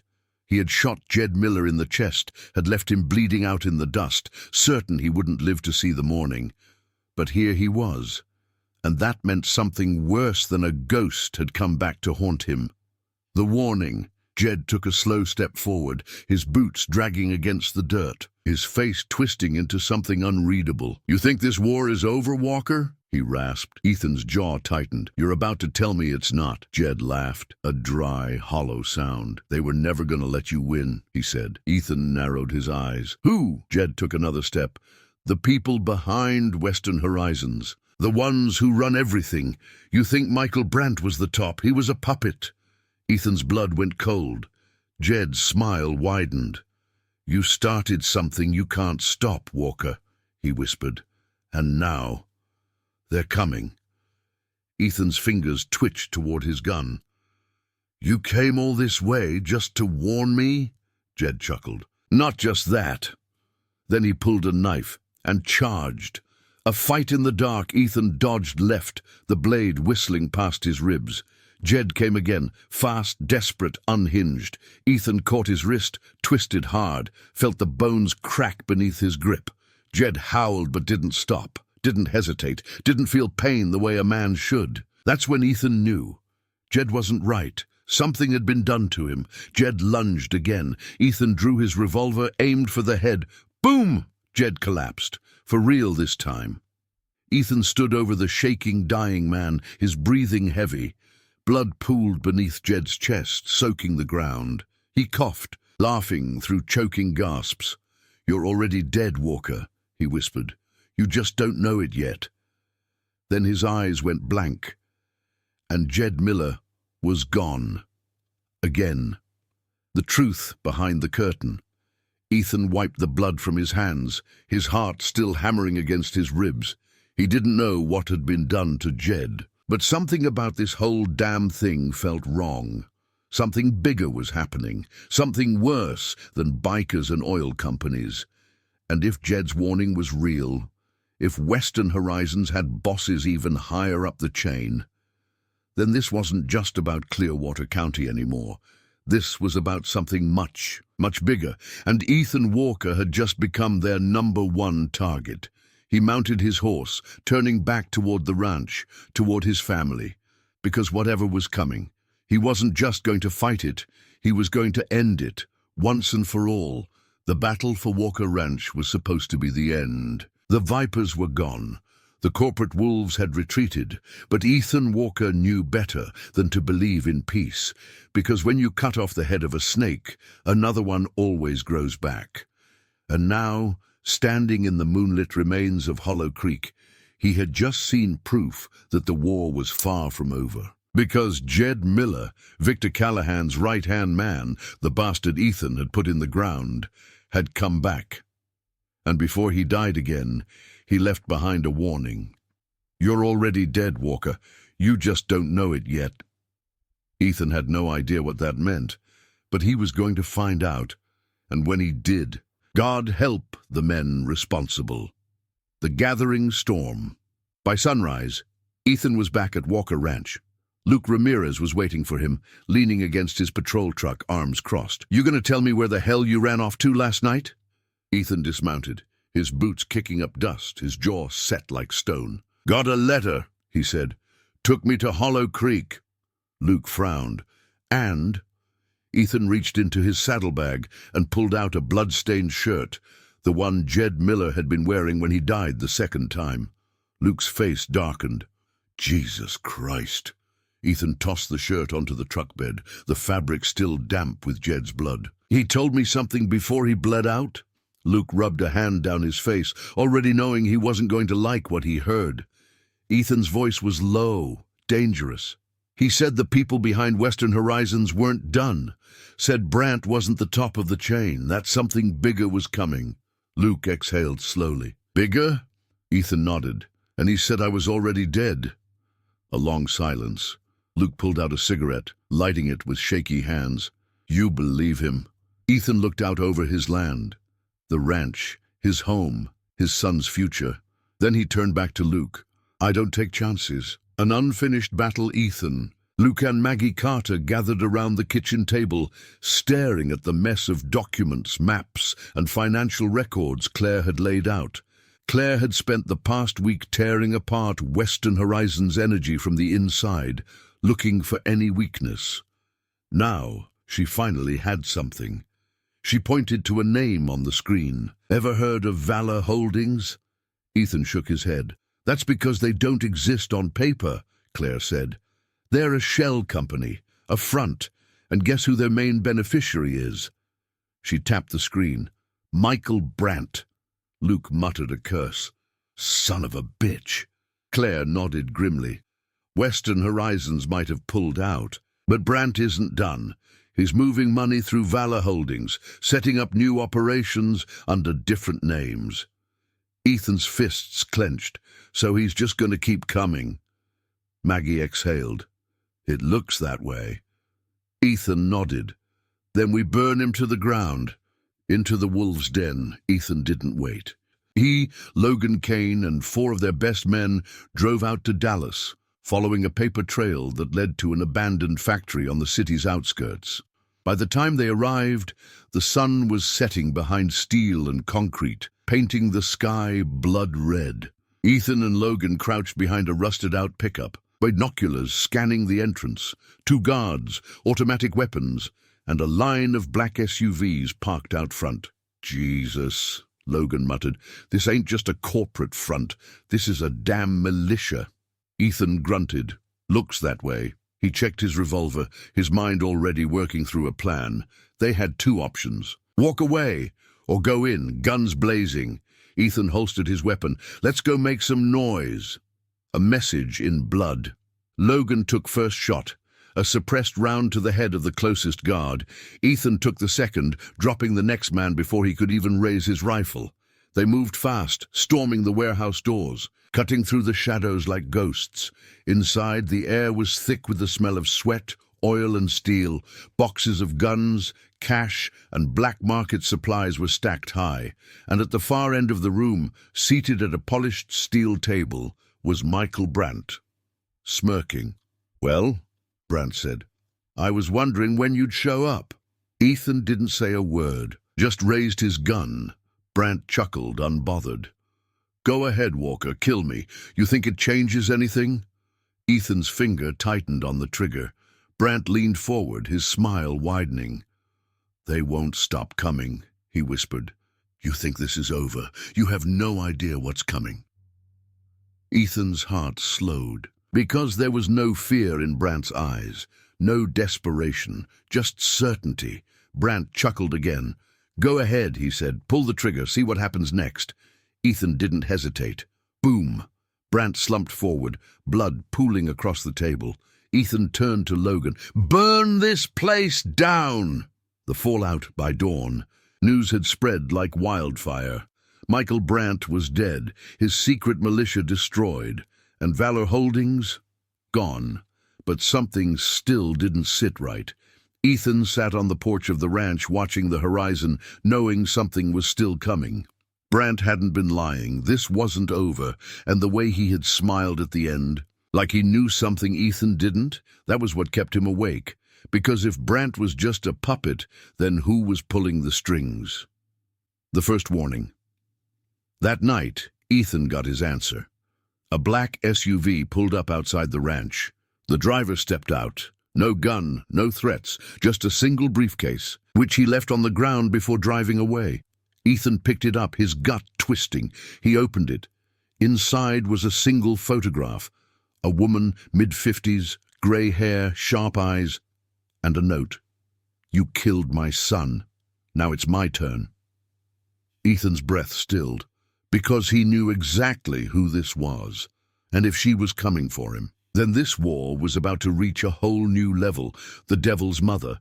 Her name was Elena Brant, and if Michael had been a monster, she was the one who had raised him. And now she was coming, not with bikers, not with corporate lawyers, but with something far, far worse. And Ethan Walker, he was running out of time. Ethan Walker had made enemies before, killers, outlaws, corporate wolves. But nothing prepared him for Elena Brant. Michael Brant's death had left a void, and like all voids, something had rushed in to fill it. But Ethan had no idea what he had just unleashed, because Elena wasn't just Michael's mother. She was his creator, and she had an empire far older, far stronger, and far more ruthless than her son ever did. Michael had been a businessman pretending to be a king. Eleanor, she was the queen of war, and she had just sent Ethan a message. "You killed my son. Now it's my turn." A name that meant power. Maggie Carter sat at Ethan's kitchen table, flipping through a stack of documents and black market reports that she and Claire had dug up over the past 48 hours. Luke stood at the window, pacing, his sheriff's badge catching the dim light. Logan Kane leaned against the wall, arms crossed, his face unusually serious. Ethan sat at the head of the table, fingers tapping against the wood, waiting for Maggie to tell him what they were dealing with. She took a deep breath and pushed a photograph across the table. A woman, Elena Brant. Ethan stared at it, the grey hair pulled back into a tight bun, the sharp eyes, the slight smile that wasn't warm. It was calculating. A woman who had built and buried entire industries, who had left behind a trail of bodies that no court had ever proven existed. Maggie exhaled. Michael was a small-time player compared to her. She's been running black market deals, mercenary companies, and contract killers for decades. Claire leaned forward. She doesn't just own corporations. She owns people, judges, senators, generals. Luke muttered a curse under his breath. Ethan finally spoke. Where is she now? Maggie tapped the folder. She flew into Austin 2 nights ago. Ethan's jaw tightened. Why Austin? Claire's voice was cold. Because she's about to go to war. The enemy moves first. It started with silence. 2 days after the message arrived, the world around Walker Ranch went quiet. No more bank threats, no more corporate lawyers knocking on his door, no more dirty cops planting evidence in town. Just nothing. And that's what made Ethan nervous. Because war doesn't start with gunfire, it starts with preparation. And Ethan had no doubt that Elena Brant was preparing something big.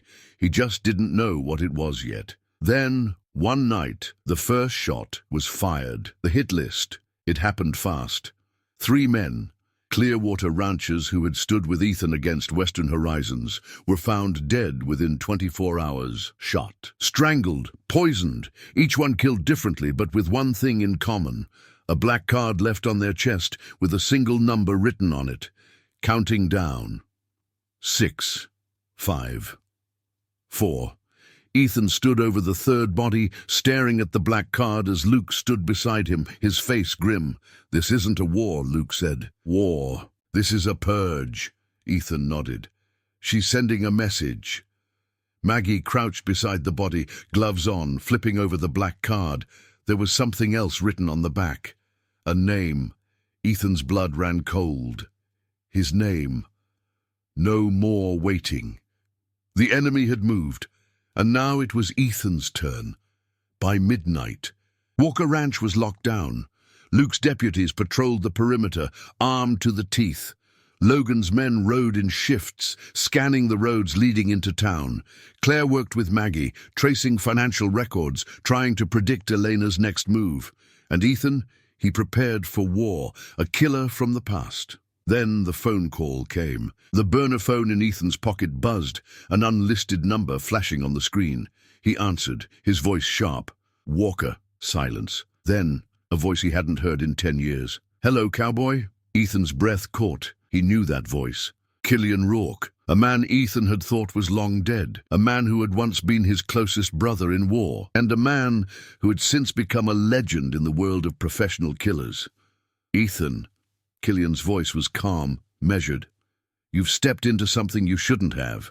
Ethan's jaw tightened. Let me guess. You work for her now. A pause.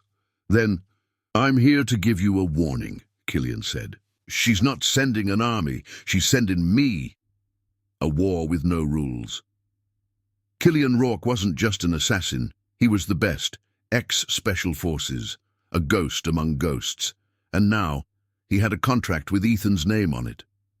Ethan let out a slow breath. You should have stayed dead, Killian. A chuckle. Funny, I was going to say the same thing about you. Then the line went dead. Ethan lowered the phone, his mind racing. Elena had sent one man, but she had sent the only man who could actually kill him. The war was no longer about Clearwater. Now it was about survival, because Killian Rourke didn't fail. A hunter becomes the hunted. For the first time in his life, Ethan Walker was on the defensive, because Killian didn't strike fast. He stalked, he waited, he watched, and the moment Ethan made a mistake, it would be over. So Ethan did the only thing that made sense. He decided to hunt the hunter, setting the trap. It took 4 days to figure out how Killian was moving. Claire tracked financial transactions from Elena's offshore accounts, leading them to a luxury hotel in Austin. And Ethan, he did something Killian would never expect.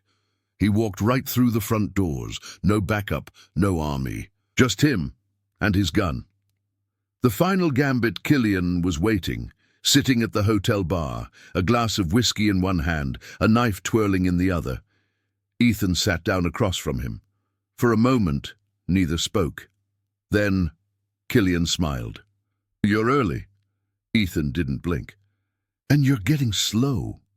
Killian chuckled. "Maybe, but I'm still better than you." Ethan nodded. "Let's find out." And just like that, they drew.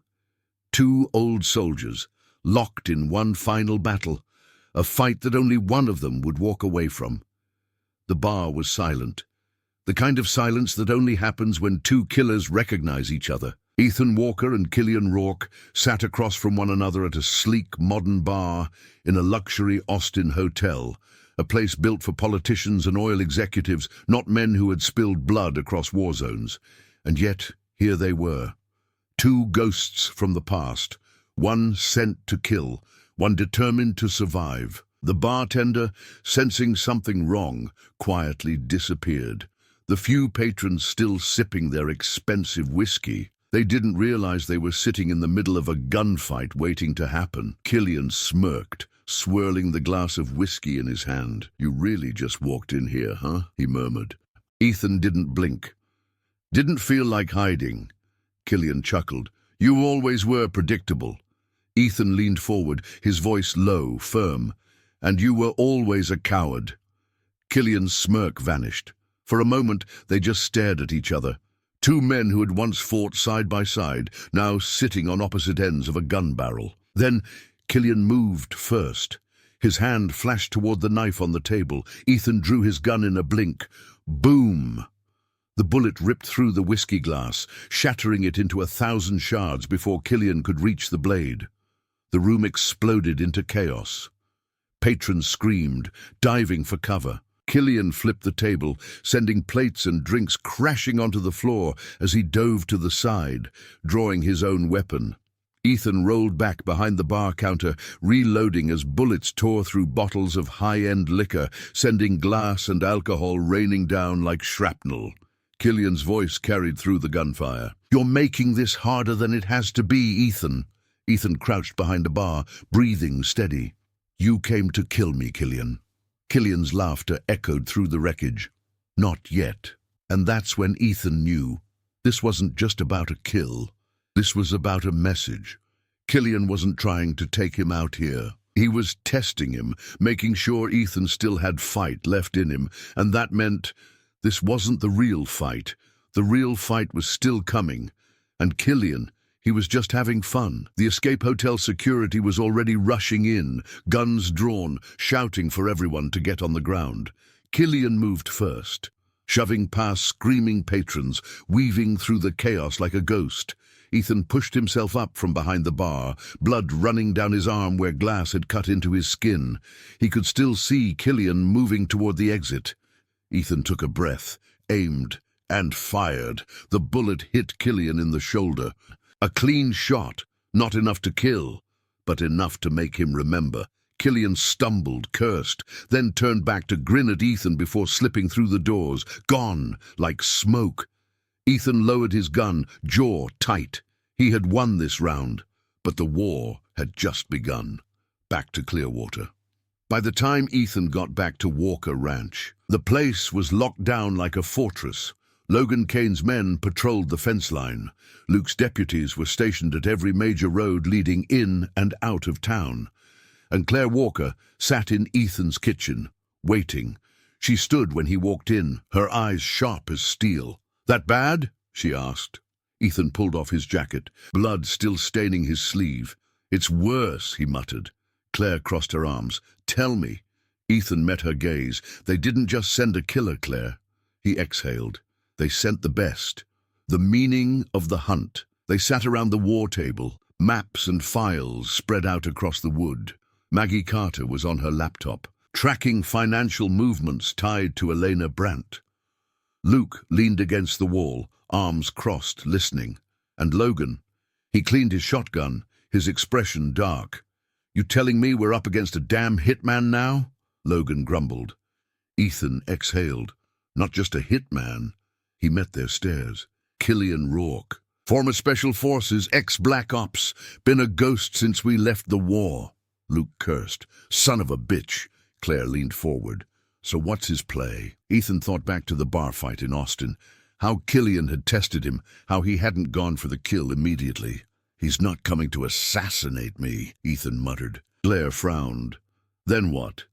Ethan clenched his jaw. He's hunting me. Setting the trap. For the next 3 days, Ethan did something he had never done before. He waited. No chasing, no gunfights, just watching. Because if Killian was hunting him, then the only way to beat him was to become the hunter first. Maggie worked with Claire, tracking Killian's movements, watching bank accounts, tracing supply orders. Logan's men spread out across the county, marking every abandoned house, every back road, every potential hideout. And then, finally, they found him.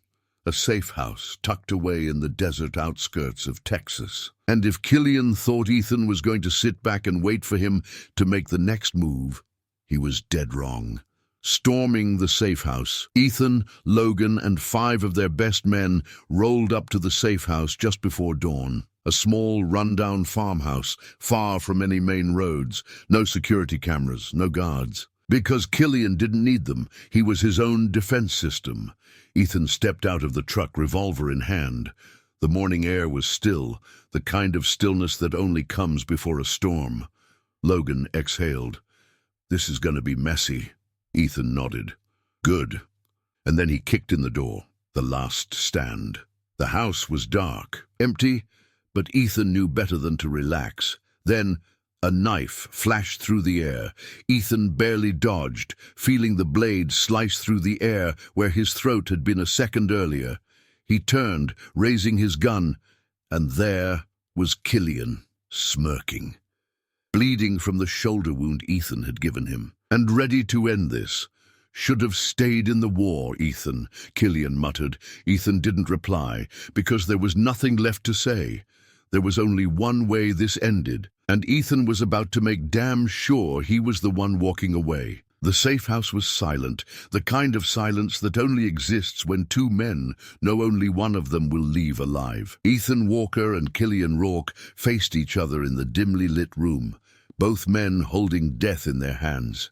Ethan had his revolver, still warm from the last bullet he'd fired. Killian held a combat knife, the blade slick with blood from a fresh cut on Ethan's arm. The air was thick, hot, filled with the smell of sweat, dust, and the copper tang of blood. Neither man spoke, because words didn't matter anymore, not between them. Only steel and bullets mattered now, and one of them was going to die. The first strike, Killian moved first, fast, precise, like a ghost slipping through the dark. His knife flashed through the air, aiming for Ethan's ribs. Ethan barely dodged, twisting sideways, feeling the blade tear through his jacket, too close. He countered with a punch, his fist slamming into Killian's jaw, sending the assassin stumbling back. Killian spat blood, smiling. "You're slower than I remember, cowboy." Ethan rolled his shoulder, adjusting his grip on the revolver. "And you talk too much." Then he fired. Boom! Killian ducked, the bullet grazing his temple, slicing through skin but missing bone. For a second, he staggered, and that was all Ethan needed. He charged, collided with Killian like a battering ram, sending them both crashing through the rotting wooden door and into the dirt outside. The sun was rising, painting the sky blood red, as 2 killers rolled through the dust, grappling for control. The knife and the gun forgotten, because now it was just fists and fury. The price of survival, Killian was fast, but Ethan had rage, the kind of rage that came from burying too many friends, from seeing his home burn, from nearly losing his son. He grabbed Killian by the throat, slamming him into the dirt, his fist hammering down again and again until Killian's face was slick with blood. But Killian was laughing, even through the pain, even as Ethan's fists broke his nose, even as he spat out a tooth. "You don't get it, do you?" Killian rasped, grinning through the blood. Ethan didn't stop, didn't speak, just kept punching, because Killian was a threat, and threats didn't get warnings. They got buried, but then Killian reached into his boot, and Ethan saw the glint of a second knife, too late. The blade sank into Ethan's side, deep. The pain was immediate, blinding. Ethan gasped, faltering for half a second. And that was all Killian needed. He twisted the blade, shoving Ethan off him, rolling to his feet, staggering back. Ethan pressed a hand to the wound, warm blood slicking his palm. Killian wiped blood from his split lip, breathing heavy. "You can't kill me," he whispered. Ethan forced himself to stand.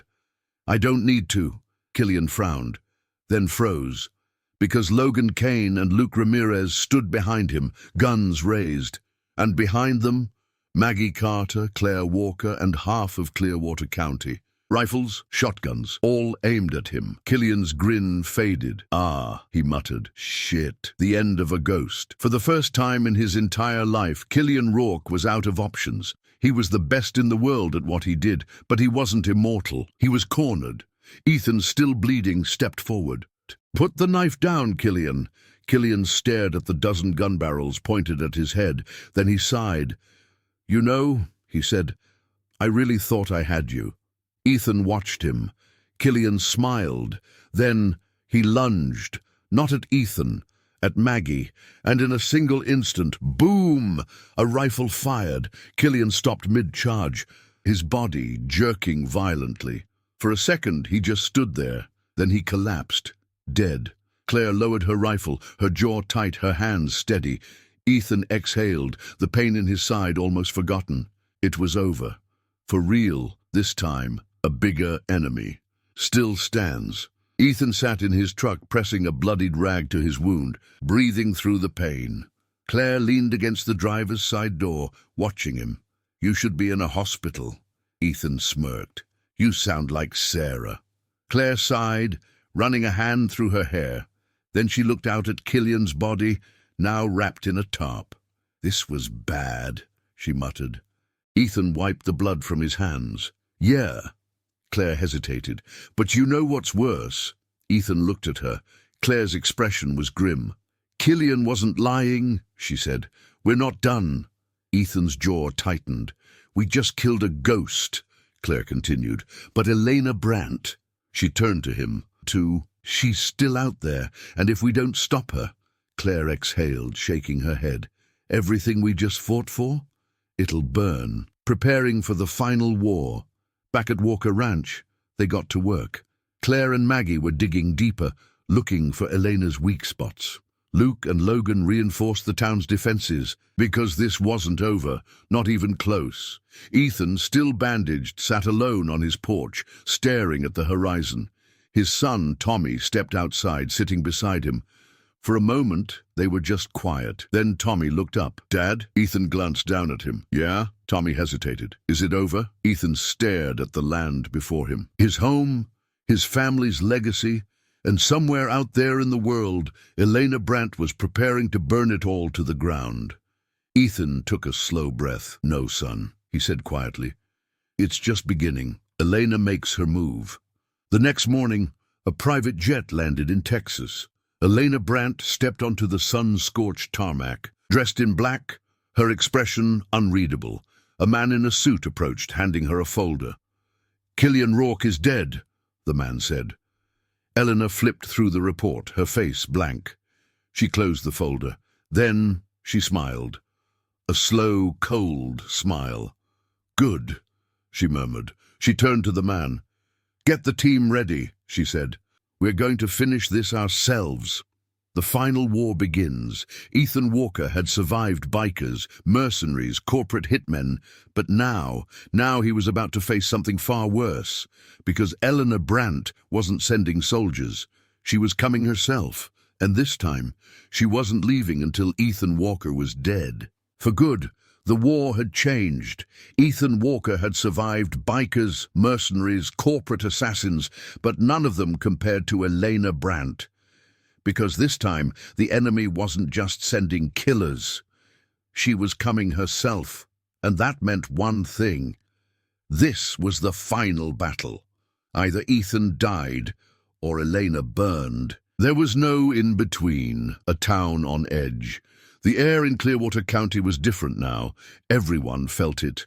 The shop owners who locked their doors earlier than usual, the ranchers who carried rifles in the beds of their trucks, even the deputies patrolling the roads, their hands hovering just a little closer to their holsters. Something was coming, and it wasn't just another war.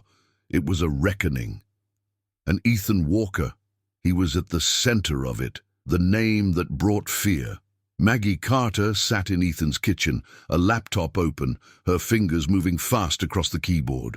Luke Ramirez leaned against the counter, his sheriff's badge dulled with dust. Arms crossed, Claire Walker stood by the window, her gaze locked on the horizon, as if she could already see the battle coming. "Tell me you've got something," Ethan said, standing at the table, his fingers tapping the wood. Maggie exhaled sharply. "It's worse than we thought." She turned the laptop around. And there, on the screen, was Elena Brant.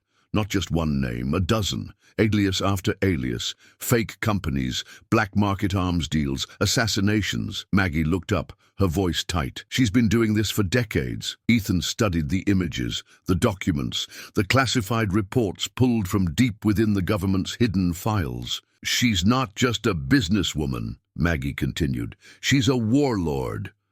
Luke let out a slow breath. "Son of a bitch." Ethan's jaw tightened.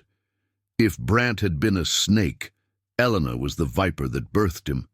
She wasn't coming to negotiate. She wasn't coming to buy out the town.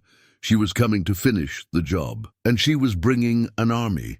The first move. It started with an explosion. The east pasture of Walker Ranch went up in flames, the blast shaking the ground for miles. By the time Ethan, Luke, and Logan Kane reached the scene, the fire was already raging. Flames devoured the dry grass, smoke rising into the sky like a black signal of war. "Jesus Christ," Logan muttered, jumping out of his truck, shotgun in hand. Ethan didn't say a word. He was already looking past the flames. Because this wasn't an accident. This was the first shot. His radio crackled to life. "Ethan!" Maggie's voice came through, tight with urgency. "We just got word. 4 more properties have been hit, all belonging to people who stood with you against Brant." Ethan's grip tightened on the radio. "They're taking out the resistance," Luke muttered. Ethan turned to him. "Not taking out." His voice was like steel. "They're trying to scare us into surrender." Logan exhaled, shaking his head. "They don't know who they're dealing with." Ethan looked at the burning land. No, they didn't. But they were about to find out. Preparing for war. That night, Walker Ranch became a fortress. Men and women from all over the county came with rifles, shotguns, and old military gear they hadn't worn in years. Ranchers, ex-military, lawmen, even the ones who had tried to stay out of it before. They knew now. If Elena Brant won, Clearwater County wouldn't exist anymore. She would buy the land, erase the town, and rebuild it in her image. So, they had one choice. Fight. And Ethan was leading them. He stood at the head of the war table, surrounded by the people who had battled with him before. Luke Ramirez, Logan Kane, Claire Walker, Maggie Carter, and a town full of people ready to go to hell and back for their home. Ethan placed a map of the county on the table.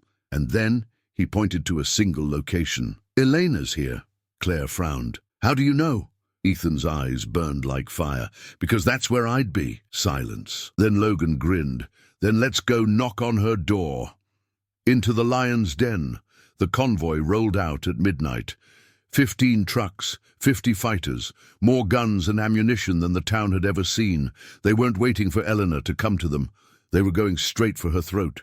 The location, a private ranch on the outskirts of Austin, secluded, fenced off, and according to Maggie's intel, crawling with ex-military contractors, Elena's personal army. "This isn't a raid," Luke warned.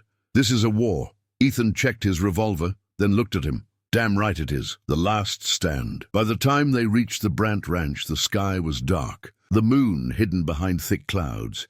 Ethan, Logan, and Luke moved first, creeping toward the outer fence, weapons drawn. Maggie and Claire stayed in the trucks, watching their backs. The guards didn't see them coming. One by one, they fell. Silenced shots. Knife kills in the dark. By the time they reached the main house, the path was clear. Now it was Elena's turn. A queen without a throne. Ethan kicked in the front door. The house was lavish, cold and empty. He moved through the halls, gun raised, checking each room. And then he found her. Elena Brant sat at a grand oak desk, dressed in black, sipping a glass of red wine, waiting for him. She smiled. "Ethan," she said, voice smooth as silk. "I was wondering when you'd show up." Ethan raised his gun. "You lose," Elena chuckled. "Do I?" Then, before Ethan could react, the house exploded. Fire and ash. The blast tore through the walls, sending flames and debris into the night sky. Ethan was thrown off his feet, his ears ringing, smoke choking his lungs. Through the chaos, he saw Elena standing unharmed, stepping backward through a hidden door. Escaping, Ethan forced himself to his feet, gun still in hand, but it was too late. Elena was gone, and the house was collapsing around him. Luke's voice crackled through the radio. "Ethan, get out of there!" But Ethan wasn't listening, because he wasn't thinking about the explosion, or the fire, or the battle outside. He was thinking about one thing. Elena Brant had planned this. She had known he was coming, which meant this was just the beginning. The house was collapsing. Flames licked up the walls, smoke thick as tar choking the air. The explosion had blown out half the building, and the rest was coming down fast. Ethan Walker forced himself to his feet, lungs burning, ears still ringing from the blast. Through the fire and smoke he could see her, Elena Brant, walking away, calm, unbothered. She had planned this, set the house to blow the moment he walked in. And now she was disappearing into the night. Ethan's fists clenched. No, not this time. He wasn't letting her walk away. Not after everything she had done. He pushed forward, ignoring the flames tearing at his jacket, the heat searing his skin. Outside, gunfire erupted, his men fighting her security forces, a battle raging beyond the burning walls. But none of that mattered. Not now. Not when the devil herself was walking free. And then the roof caved in, buried in fire. Ethan had 1 second to react. He dived to the side, rolling as flaming beams crashed down where he had just been standing. The world exploded into noise, smoke, and heat. He hit the floor hard, pain shooting up his ribs, debris cutting into his skin. For a moment, he couldn't move, could barely breathe. His ears rang, his vision blurred. And then, hands grabbed him. Strong, familiar. "Walker, get your ass up!" Luke Ramirez, dragging him to his feet, hauling him out of the fire. Ethan coughed, gasping in clean air as they stumbled onto the front lawn, the cold night air slamming into his smoke-filled lungs. He doubled over, hands on his knees.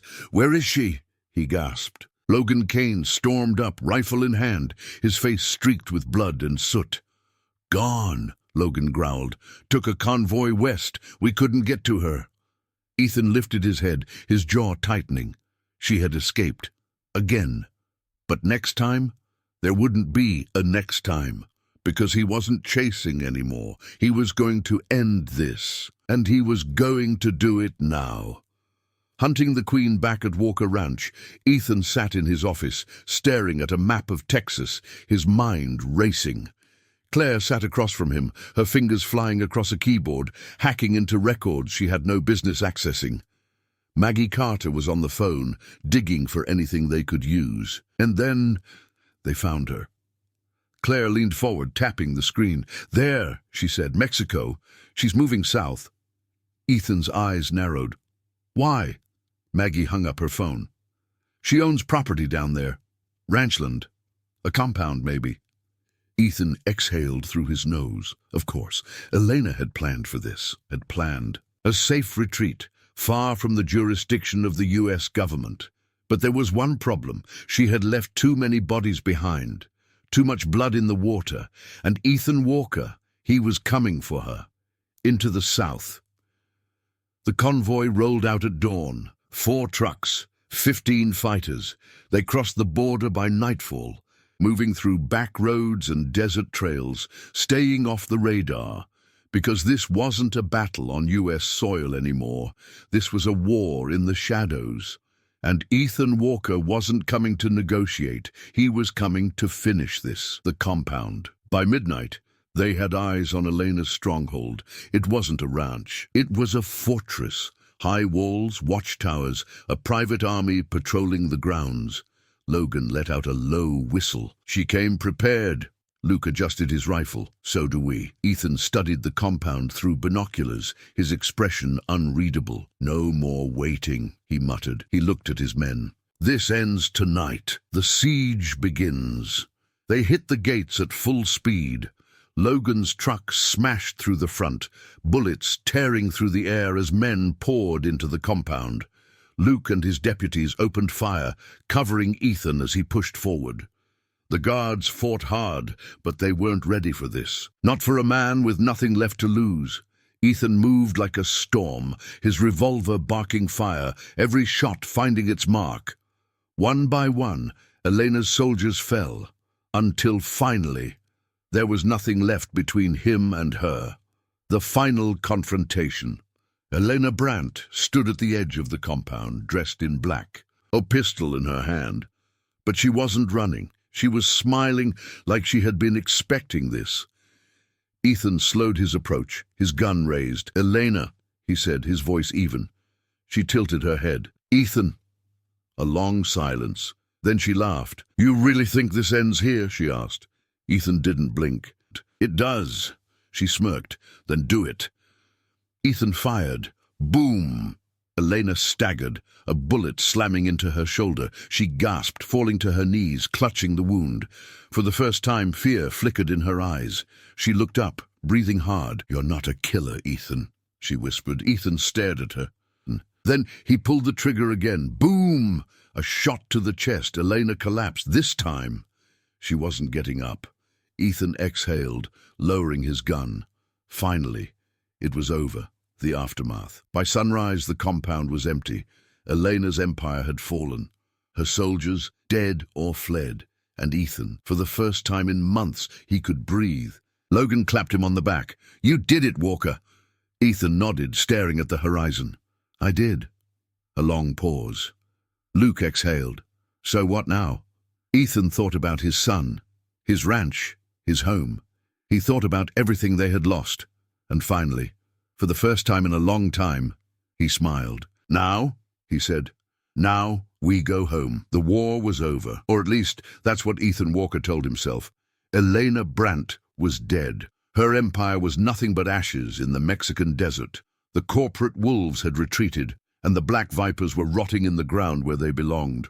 Walker Ranch was still standing, and Clearwater County had held its own against the storm. But wars like this, they don't just end. Not when you've buried too many bodies. Not when the blood on your hands is never really washed away. And Ethan still felt it. Even as the Texas sun rose over his land, even as Tommy ran through the fields with Shadow at his side, even as the ranchers rebuilt what had been taken from them, Ethan felt it. Because war leaves scars that don't fade, and sometimes the past has a way of crawling back from the grave. A cold wind blows. It started with a phone call. 3 months after Elena's death, just when Ethan thought maybe, just maybe, the ghosts had finally left him alone. The burner phone rang, the one he never used anymore, the one that should have been dead. Ethan hesitated. Then finally he answered. He didn't say anything, didn't have to, because the voice on the other end, it sent a chill straight through his bones. "You should have stayed dead, cowboy." Ethan's breath stilled. Because that voice, it belonged to a man who was supposed to be buried 6 feet under, and suddenly the war wasn't over after all. A dead man walks. Ethan drove into town fast, his truck kicking up dust as he pulled into Luke Ramirez's office. Luke was already at his desk, a fresh cup of coffee in his hand. But the moment he saw Ethan's face, he frowned. "You look like you just saw a ghost." Ethan exhaled sharply. "Maybe I did." He tossed the burner phone onto Luke's desk. "It rang this morning." Luke picked it up, eyes narrowing. "Thought you ditched this thing after Brant went down." Ethan nodded. "I did." Luke turned the phone over in his hand. "Who was it?" Ethan's jaw tightened. Then finally he said the name. "Victor Callahan." Silence. Luke set the phone down real slow. Ethan, Victor Callahan is dead. Ethan leaned forward. Yeah, that's what I thought too. Digging up the past. Maggie Carter was already pulling up files by the time Ethan and Luke walked into her office. She had been tracking what was left of the Black Vipers, making sure none of them had the balls to come crawling back. But this was something else. Victor Callahan was buried in Clearwater Cemetery, Maggie said, her fingers moving fast across the keyboard. I personally filed the death certificate. His body was confirmed. Ethan leaned over her desk. Then explain the phone call. Maggie exhaled, shaking her head. There's only one explanation. She turned the laptop around, showing them a grainy security camera image from 2 weeks ago. A man stepping out of a black SUV, broad shoulders, a slight limp from an old gunshot wound, and a face Ethan recognized all too well. Victor Callahan, alive. Ethan stared at the screen, his hands curling into fists. Luke cursed under his breath. Maggie shook her head. This doesn't make sense. I saw his body. You put a bullet in him. Ethan didn't blink. I'll put another one in him. A message in blood. 3 nights later, it started again. The first body was found just outside Clearwater, a ranch hand tied to a fence post, his throat cut ear to ear. No witnesses, no footprints, just a single message carved into his chest. Tell Walker I'm coming.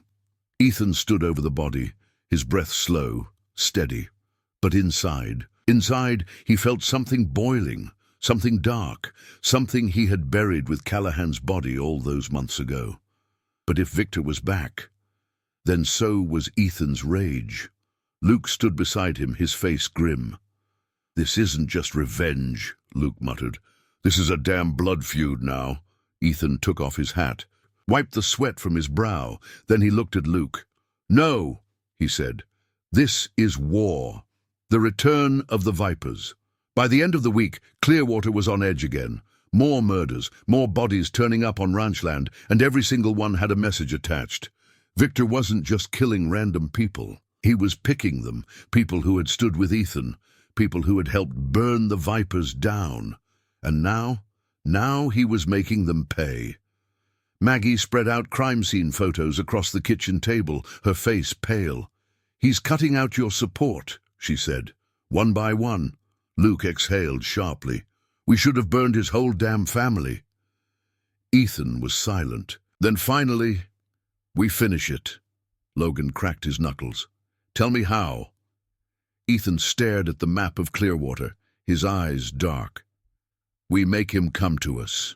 Setting the bait. The plan was simple. They sent a message out to the old Black Viper channels, making it seem like Ethan was moving his remaining allies to a safe house outside of town. A trap, one Victor couldn't resist, and when he came, Ethan would be waiting. The final confrontation. The night was silent. Ethan sat alone in the old barn, rifle across his lap, waiting. Then, the roar of motorcycles, the faint crunch of boots against gravel. They were here. Ethan stood, his breath slow, steady, and then the doors burst open and Victor Callahan stepped through, alive, grinning and flanked by 10 of his men. Ethan, Victor said, spreading his arms wide. You miss me? Ethan lifted his gun. Victor smirked. Go ahead, he said. Shoot me again. See if it sticks this time. Ethan's finger tightened on the trigger. Gladly. And just like that, the final war between Ethan Walker and the Black Vipers began. Victor Callahan should be dead. But there he was, standing in the middle of the old barn, grinning like a man who had crawled out of his own grave. His Black Viper men flanked him, their hands hovering over their weapons, waiting for Ethan to make the first move. Outside, the night was thick with silence, the air humid and still, like the world itself was holding its breath. Ethan Walker wasn't afraid, but he wasn't stupid either. Victor wasn't here alone. This was a game, a setup, and the only way to win was to end it now. The first shot. Ethan fired first, a clean, straight shot to Victor's chest. Boom! The bullet slammed into Victor's body, but instead of dropping, he barely staggered. The bastard grinned. That the best you got, cowboy? Ethan's eyes narrowed. Then he saw it. Body armor. Victor had been ready for this. And that's when the Vipers opened fire. The barn becomes a war zone. Bullets tore through the wooden walls, splinters exploding in every direction. Ethan hit the ground, rolling behind a stack of hay bales, his revolver snapping off shots in return. One of Victor's men went down, clutching his gut, screaming in pain. Another fired wildly, missing Ethan by inches. Then, boom! The barn door blasted open, and Logan Kane came through, shotgun roaring fire. Luke Ramirez followed, rifle at his shoulder, dropping a Viper with a clean headshot. They weren't outnumbered anymore. Now, it was a real fight. Victor's escape. Ethan took out another Viper, his bullet shattering a kneecap, sending the man crashing to the floor. But Victor? He was already moving. Ethan saw him slipping toward the back, using the chaos as cover. He wasn't here to win. He was here to survive, and Ethan couldn't let that happen. He broke from cover, chasing after him. Victor! Victor turned, firing blindly, forcing Ethan to duck behind a support beam. Then Victor threw something, a grenade. Ethan barely had time to react. Boom! The explosion ripped through the barn, knocking Ethan off his feet. By the time he pushed himself up, ears ringing, the back doors were swinging open. Victor was gone. The aftermath. The gunfight ended minutes later. Luke's deputies and Logan's men finished the job, taking out the remaining Vipers. When the dust settled, the barn was a wreck, the air thick with the smell of gunpowder and blood. Logan wiped sweat from his brow, stepping over a fallen body. "You good?" Ethan nodded, but his jaw was tight. "He got away," Luke cursed under his breath. "Of course he did." Maggie ran in from outside, her laptop clutched under one arm. "I tracked his escape route," she said. "He's heading west, back to the old refinery." Ethan's hands curled into fists. "And then that's where we finish this. The final hunt." By sunrise, they were on Victor's trail. The convoy rolled hard, dust rising behind their trucks and motorcycles, pushing toward the refinery, Victor's last stronghold. Ethan sat in the lead truck, checking his ammo, rolling his shoulders. Claire sat beside him, rifle across her lap. "You ready for this?" she asked. Ethan didn't hesitate. For once, he gave a small smirk. "Yeah." Because this wasn't just about winning anymore. This wasn't about survival. This was about ending a nightmare that had gone on for too damn long. Victor Callahan had crawled out of his grave once. But this time, Ethan would make sure he stayed buried. The last stand. The refinery was waiting for them. Victor had barricaded himself inside, his last few men armed to the teeth. They had sniper nests, high ground, and plenty of firepower. But Ethan didn't care. This wasn't a siege. It was an execution. And he wasn't here to play safe. He was here to end this. "Hit 'em hard," Ethan growled. And then they attacked. The battle of the refinery. Boom. The first truck smashed through the gate, bullets ripping through the air. Ethan and Logan led the charge, ducking behind cover as gunfire pelted the concrete walls. Luke and his deputies took sniper positions, picking off Vipers one by one. Maggie moved through the wreckage, hacking the refinery's security system, cutting Victor's communications. And Ethan? He moved straight for the main building, because he knew where Victor was. And this time, Victor wasn't getting away. A fight to the death, Ethan stormed into the main tower, gun ready. Victor was waiting, 2 pistols, 1 bulletproof vest, and a grin that said he wasn't afraid to die. "You just don't stop, do you?" Victor muttered. Ethan raised his gun. "Neither do you." A long pause, then they both fired. Boom, boom, boom. Ethan's shot slammed into Victor's shoulder, sending him stumbling back against the wall. Victor's bullets missed, his hands shaking from the pain. Ethan stepped forward, his gun still raised. "You lose, Callahan." Victor coughed, blood spilling from his lips, but he grinned. "You think this ends with me?"